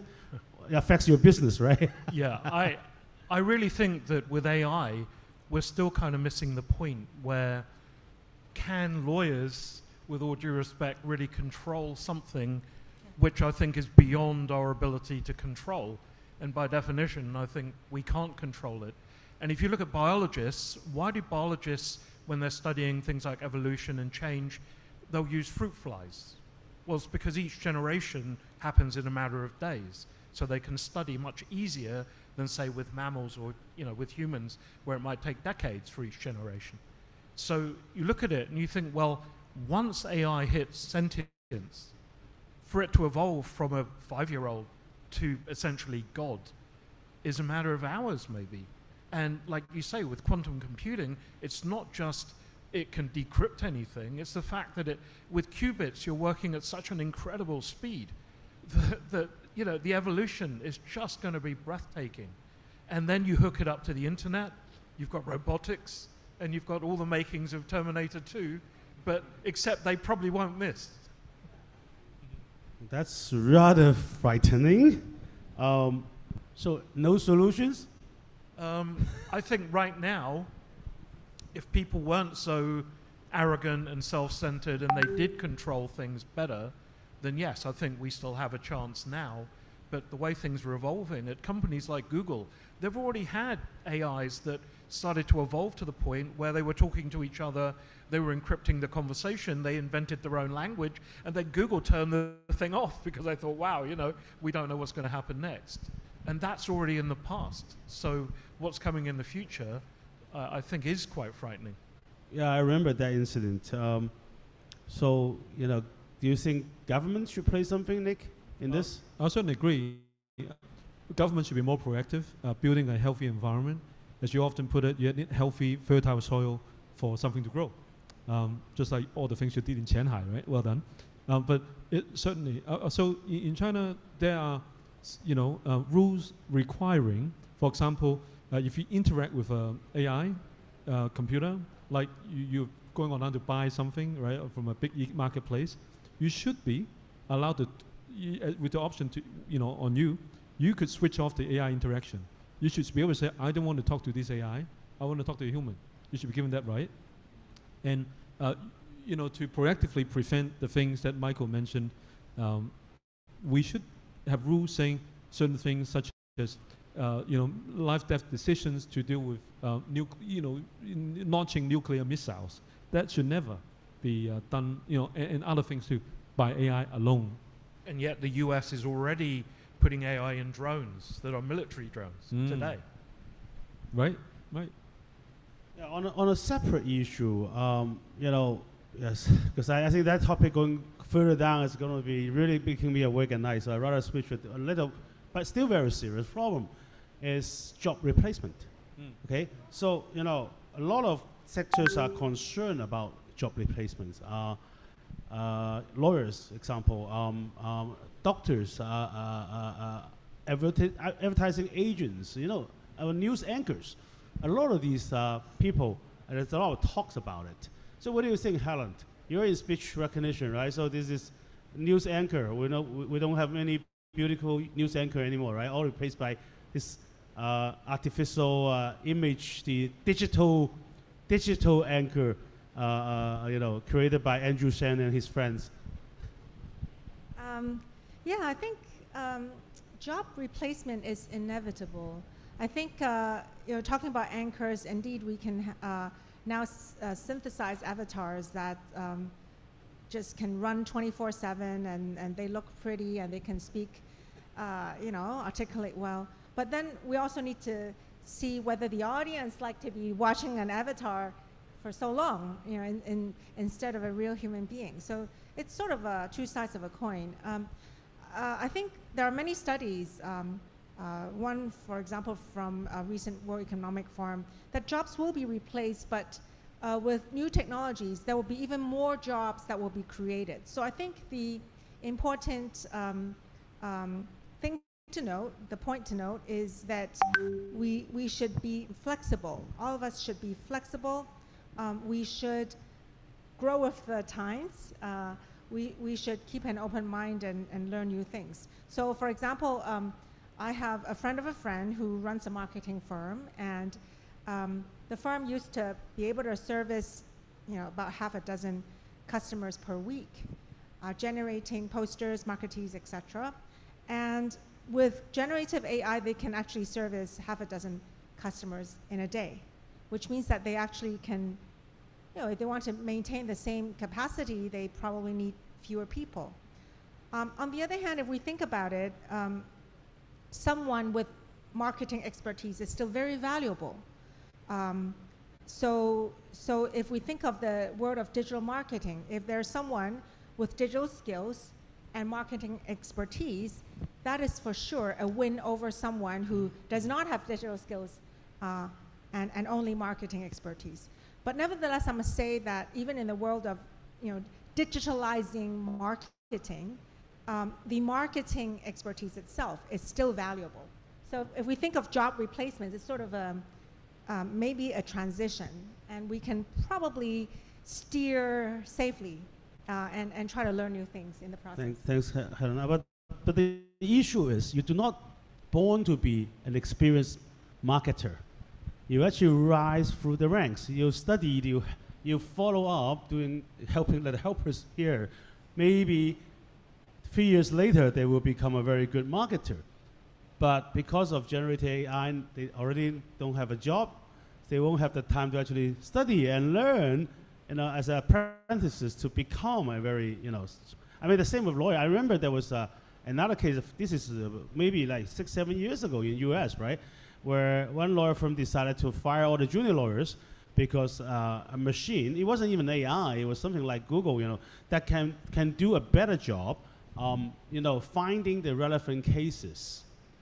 But the issue is you do not become a Nick Chen immediately after graduation, right? It takes years, if not decades, to become a very, senior, experienced lawyers who can, serve through. So what do you think, Nick? Well, I would say you need to eat a lot of rice to be Nick Chen. No, joking, over the years. But no, all seriousness, research report suggested 44% of legal jobs will be gone because of generative AI. 300 million jobs around the world will be gone. But they also say the productivity rate and the GDP output will be increased by 8% because of this. So it's not necessarily a bad thing. I mean, you think in the 80s where people came up with the calculator, where some accountants would think, oh, my job's going to be gone. But it's not that. Just also want to point out, I just came back from the Middle East yesterday and met up with a senior executive from a 4A advertising company. So I said, how's advertising doing, in this new era? Not easy, right? So he said, Nick, we're not an advertising company. Oh, what do you mean by that? We are a marketing company. You look at the 4As, they're all like marketing companies now. So, sometimes you could become a super marketer with generative AI or something behind you, but your business card, your title may have to change to go with the times. That's also useful. Might be putting a cart before the horse, but well, let's see. To a bit more happier topic. We've been worrying ourselves too much already. But give me an example. I mean, each one of you. Are there any successful, positive outcome from AI? Maybe start with Michael. Okay. Well, in my company, Network Box, we get about 800 million statistical data packets coming back each day about cyber attacks. And from a human point of view, we need to react and update our client systems in under 3 seconds in order for it to be protected. Well, there's just no way a human could do it that fast. So there are, in terms of machine learning, great benefits. But the thing that does keep worrying me, though, is then when the attackers are also using AI to attack, what happens? Is it that he with the fastest CPU wins? I mean, it's kind of a crazy world. Professor Zhou? Okay, we are in university, right? So professors, students adapt to technology very fast. So with ChatGPT, I think now it's a very important tool for our everyday work, right? For students to use it, for my PhD student, when we write up, when we do this literature review into certain areas, you ask ChatGPT. They actually give you outline, actually very good. So we can see our productivity improved so much. But we don't worry, this will replace us. No, there's no chance. They give us a starting point. Typically in the past, probably take us 1 month, 2 months to reach that point. And then we start to refine, we start to expand, identify gaps and so on. But now, a matter of a couple of hours, we actually have a very good understanding of the field. And then we can start to discuss about these critical issues, research gaps. So you can see this actually impact on research area now, and the whole society will feel this. Yeah, I've heard some. I bet you there's one company in the science park. They use AI to do drugs research.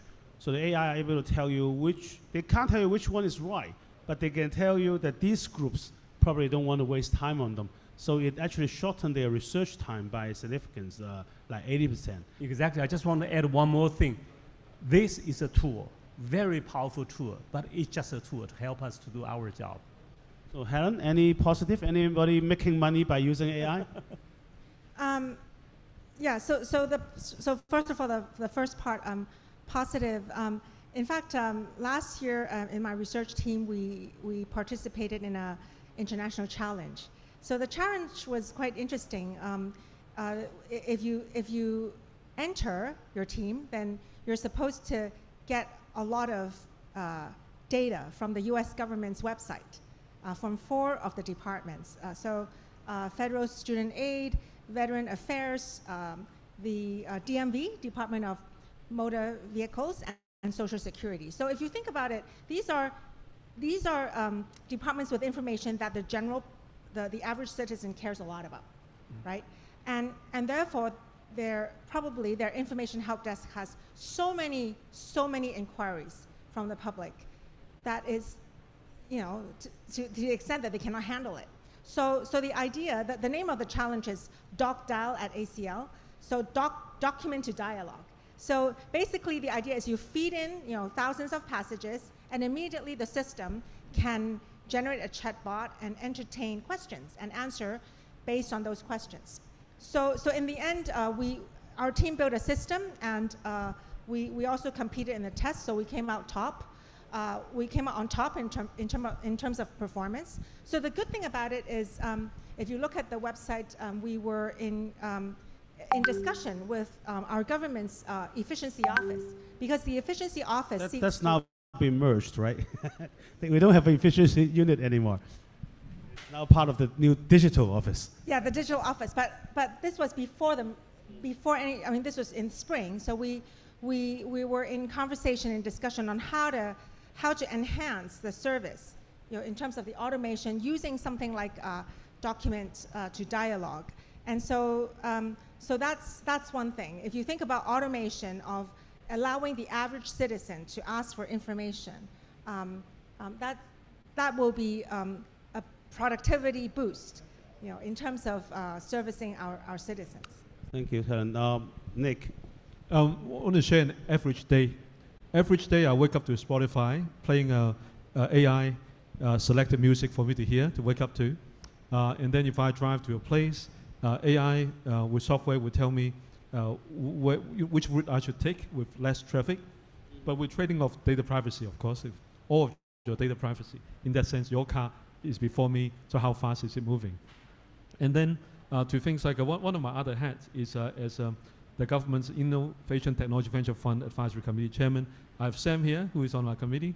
So we have $2 billion to invest. And a lot of winners, successful winners, are those who say, hey, invest in my company, I have AI, I have good AI. Or they just get one of these excellent people as their advisors to the company. It's so much easier to get the funding support.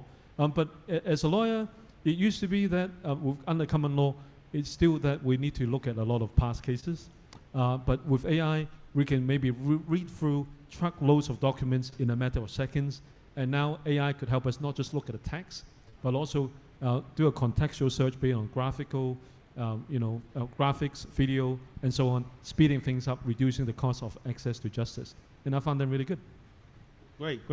Thank you. So time's running short. We're going into the Q&A sessions. This is a rather big question.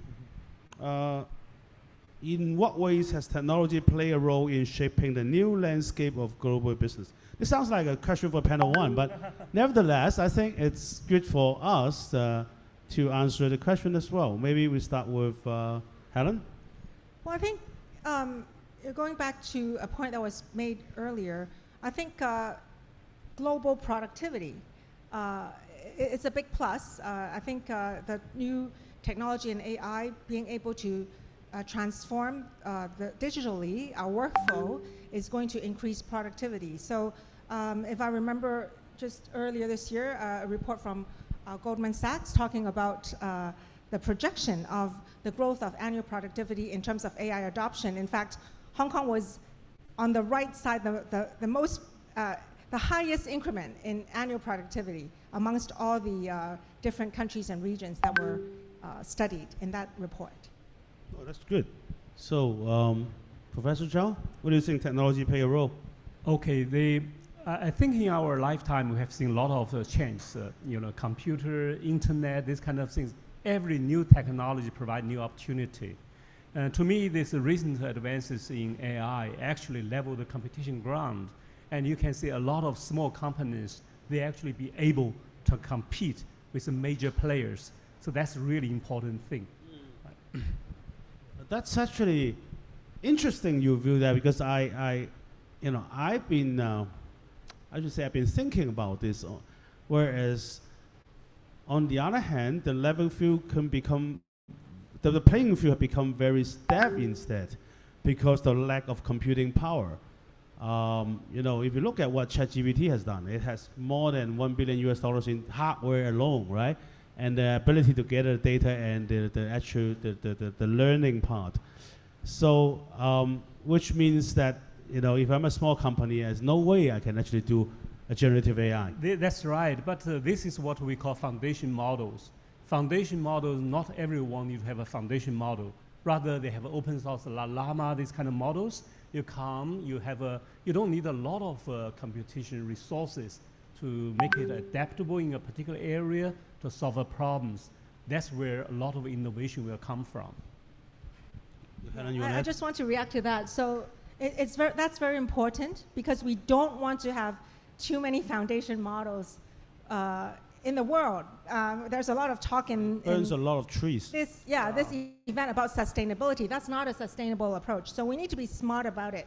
And that's why it depends on the business model. One of my former students has been doing we talk about e-commerce, right? Having someone who's talking about introducing a product and answering questions about it. And in the past, you need a lot of money in order to hire someone to be selling your product online.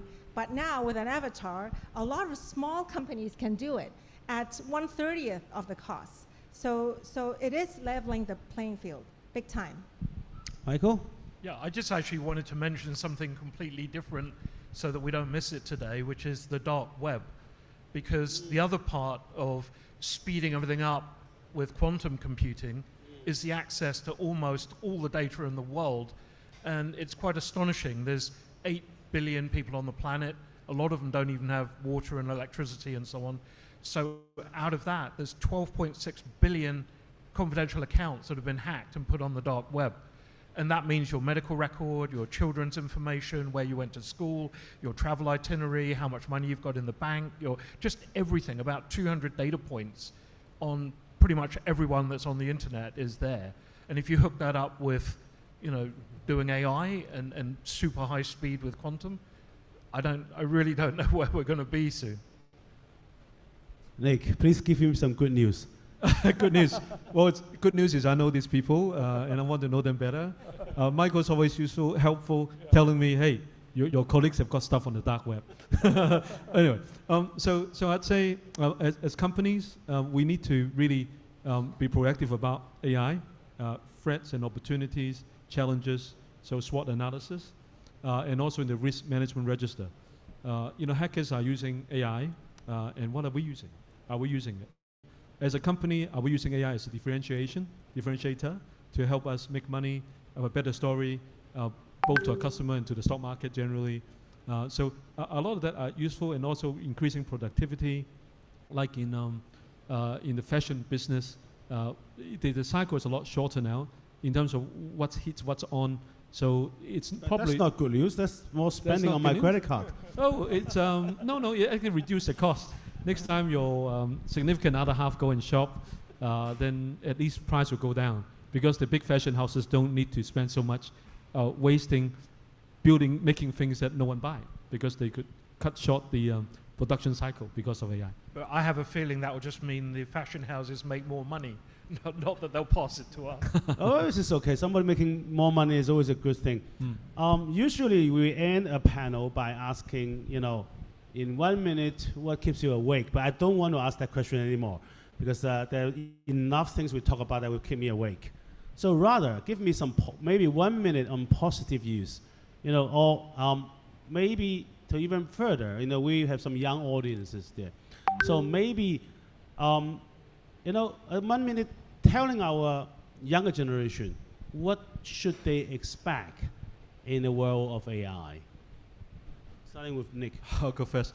Well, the world of AI, but the world generally, we need to be more productive, go work faster, work smarter, and have a good work-life balance. So being able to... How do you do that? How do you do that? Work harder, smarter, and a work-life balance. That sounds like well, let the computer do all your work.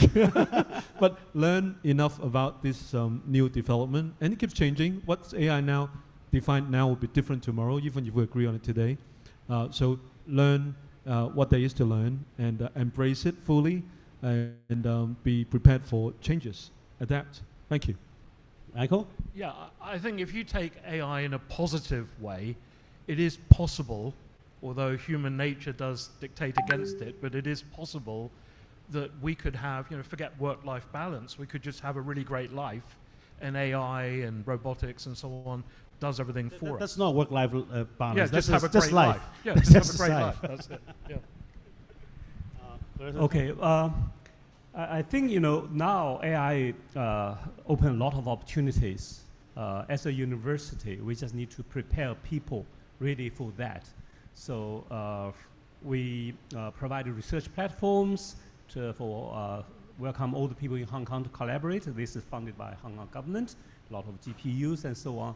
And also we believe that computer science degree will always exist, but we are now revamping everything. We are going to propose an AI degree for undergraduate. It's not an elite program as some other universities. It's mainstream university. Because obviously, with AI towards the future, you're not writing code line by line. We need to have a new way of thinking. So we prepare the next generation of people for the AI. So the solution is apply for a place in the HKUST, right? So what about China's U? and COHK too. Definitely, I think we're universities. We do have a role to play in our society. So in 2019, COHK rolled out the first AI undergraduate degree program for Hong Kong, right? And then in 2019, we also began, I serve as the curriculum leader. So I started writing the first pre-tertiary AI curriculum for Hong Kong schools. And I'm very happy to report that as of this June, we collaborated with the Education Bureau. So starting 2024, all the local secondary schools in Hong Kong will begin to teach our pre-tertiary AI curriculum.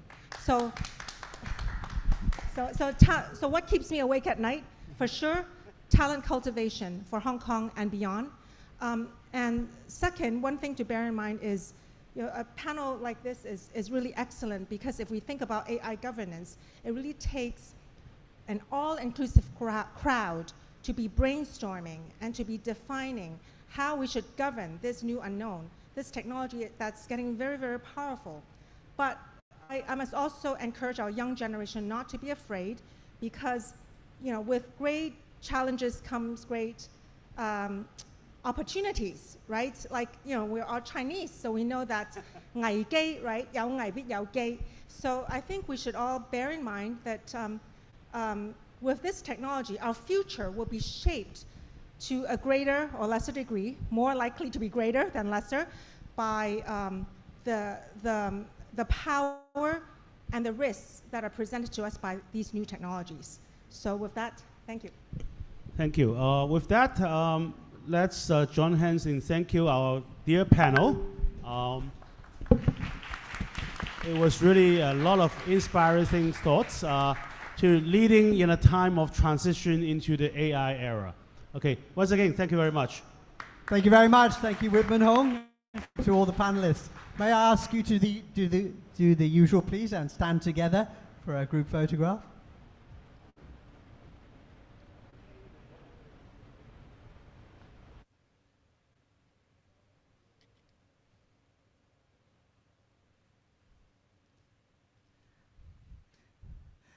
Thank you, and please stay there for a moment. I'm going to ask Professor Herman Hu to come up and present the certificates.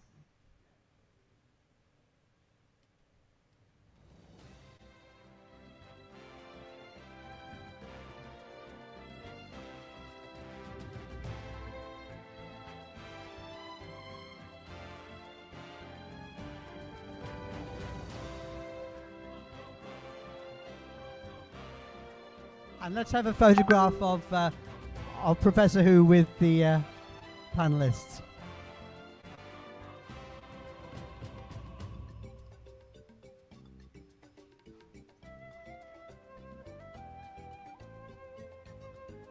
Thank you very much, ladies and gentlemen. Please take your seats.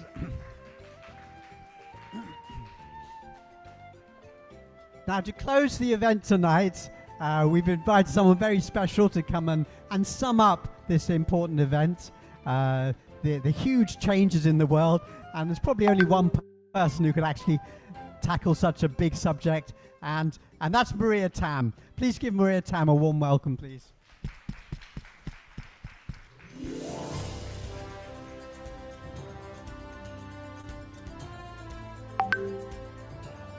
Thank you. Distinguished guests, ladies and gentlemen, our big thanks to the distinguished speakers and panelists in making it possible for us to host this forum and all of us to listen to such meaningful and thought-provoking discussion on the subject of leading in a time of transition, in which we discuss the dramatic changes we're facing and opportunities that we have in the face of all these challenges to make ours a better world. And in particular, what East Asia countries and cities like Hong Kong should do to make use of such opportunities. Leading in a time of transition, the world is going through a period of dramatic changes on multiple levels. Geopolitical analysis talk of changes from a unipolar world to a multipolar world. The learned Professor Sachs told us there are three trends, and that is a transitional, in which there is a transition in which we see knowledge and technology available all over the world, helping the rise of East Asian countries. The second thing is that technology moving into all aspects of our lives, and it may create employment problems for one, and ethical problems, which the learned panelists have just discussed with great enthusiasm and knowledge. And thirdly, he said there's a trend in improving our ecology, and we have to move from fossil fuel into other clean and renewable energies to achieve sustainable development. The financial experts, Dr. Chan, talks about the role of Hong Kong as a financial market and advised us to move as fast as possible, as it is a matter of urgency to reach out to the world and keep an eye on the development of our neighbor, also to make use of fintech and green energy. Scientists warned us about climate change for a long time, and we're very pleased today to have Mrs. So to tell us what is happening in terms of Hong Kong's effort moving towards clean and renewable energy, and we look forward to decarbonization as on target. The second panel was fascinating. I was lost in all their knowledge and a world that, at my age, finds it difficult to fathom. But it was great to hear that AI is going to give us an enormous driving force to advance our knowledge, to train our younger generation, to move fast the pace of technological, medical, and other developments. At the same time, I was very pleased to hear there is a governance group, which I'm sure will yield rich results to make sure that technology doesn't get out of hand. In our first panel, we explore the challenges and opportunities that businesses face in the rapidly changing world.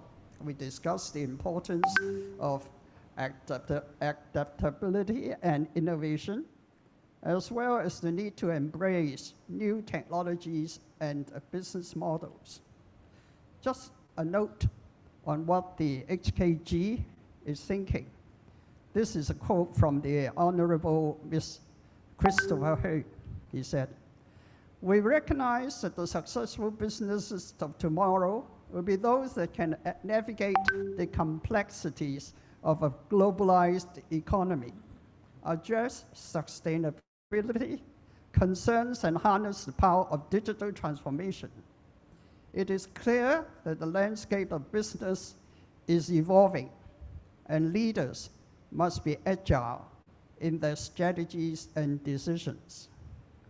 In the second panel, we delve into the realm of artificial intelligence, AI, its development opportunities, and its impact on our society. We recognize the immense potential of AI to drive innovation, increase efficiency, and enhance our lives. And just a note on what HKG's Secretary of Innovation, Technology and Industry says. That's, as we know, Professor Don Sun. He said, on the other hand, we also acknowledge the ethical considerations and the need for responsible governance in AI development. It is crucial that we ensure AI technologies are developed and deployed in a manner that respects human rights, privacy, and fairness.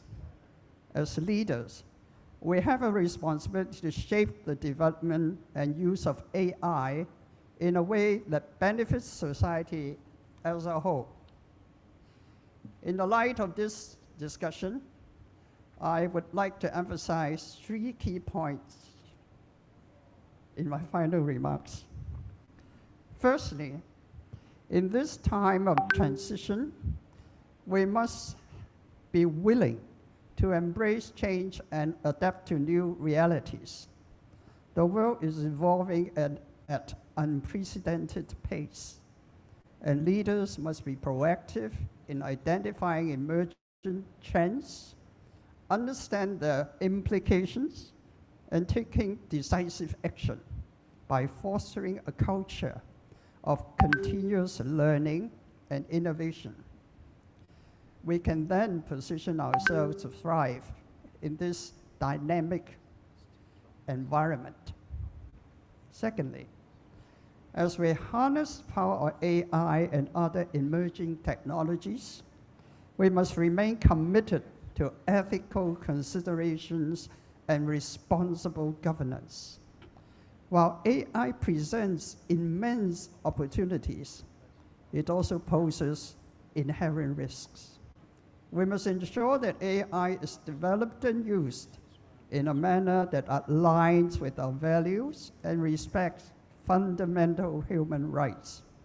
Collaboration between government, industry, and civil society is essential to establish frameworks and regulations that strike the right balance between innovation and accountability.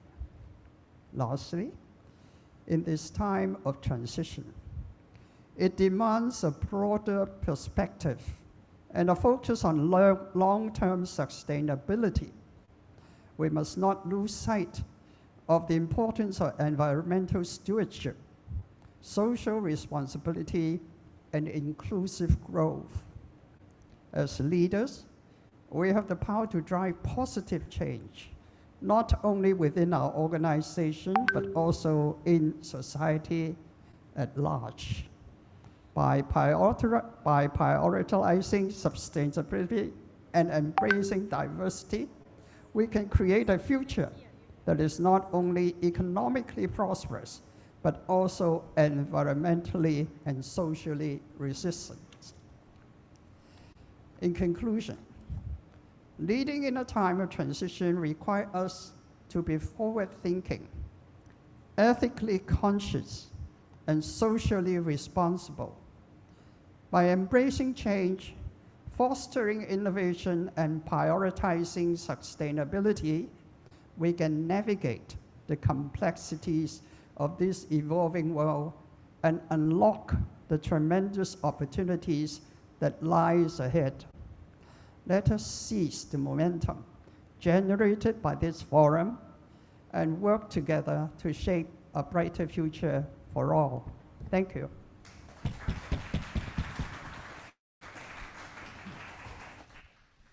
Thank you very much, the Honourable Maria Tam. Okay, we've finally reached the end of our session. That's the end of the forum. Thank you to the guests of honour. Thank you to the sponsors, the panelists, the speakers, the moderators, the organising team, and mostly thank you for the audience here, and the live stream audience. We're going to say goodbye to the live stream audience now. You can click off, and we'll see you next year. Thank you and good night.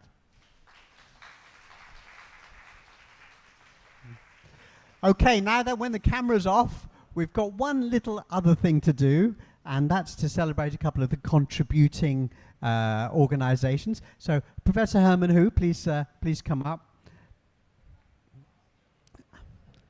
And special contributions have been made by a couple of organizations we do want to celebrate. The organizations that have made a special contribution are a long list, but there's a couple we want to celebrate who are actually here in person. One is CR Capital Management and Renovation, and their representative is joining us here today. And the other, the Hong Kong and Mainland Legal Profession Association. That's yours. Yeah. Nick, why don't you come up and join and make a joint photo.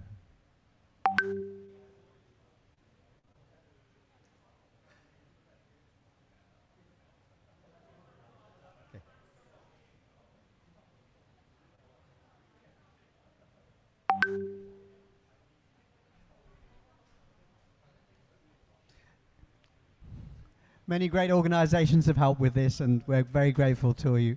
Thank you. Thank you.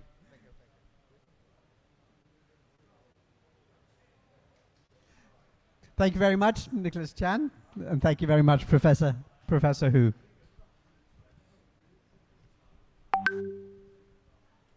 Okay. Thank you, team. You're so good.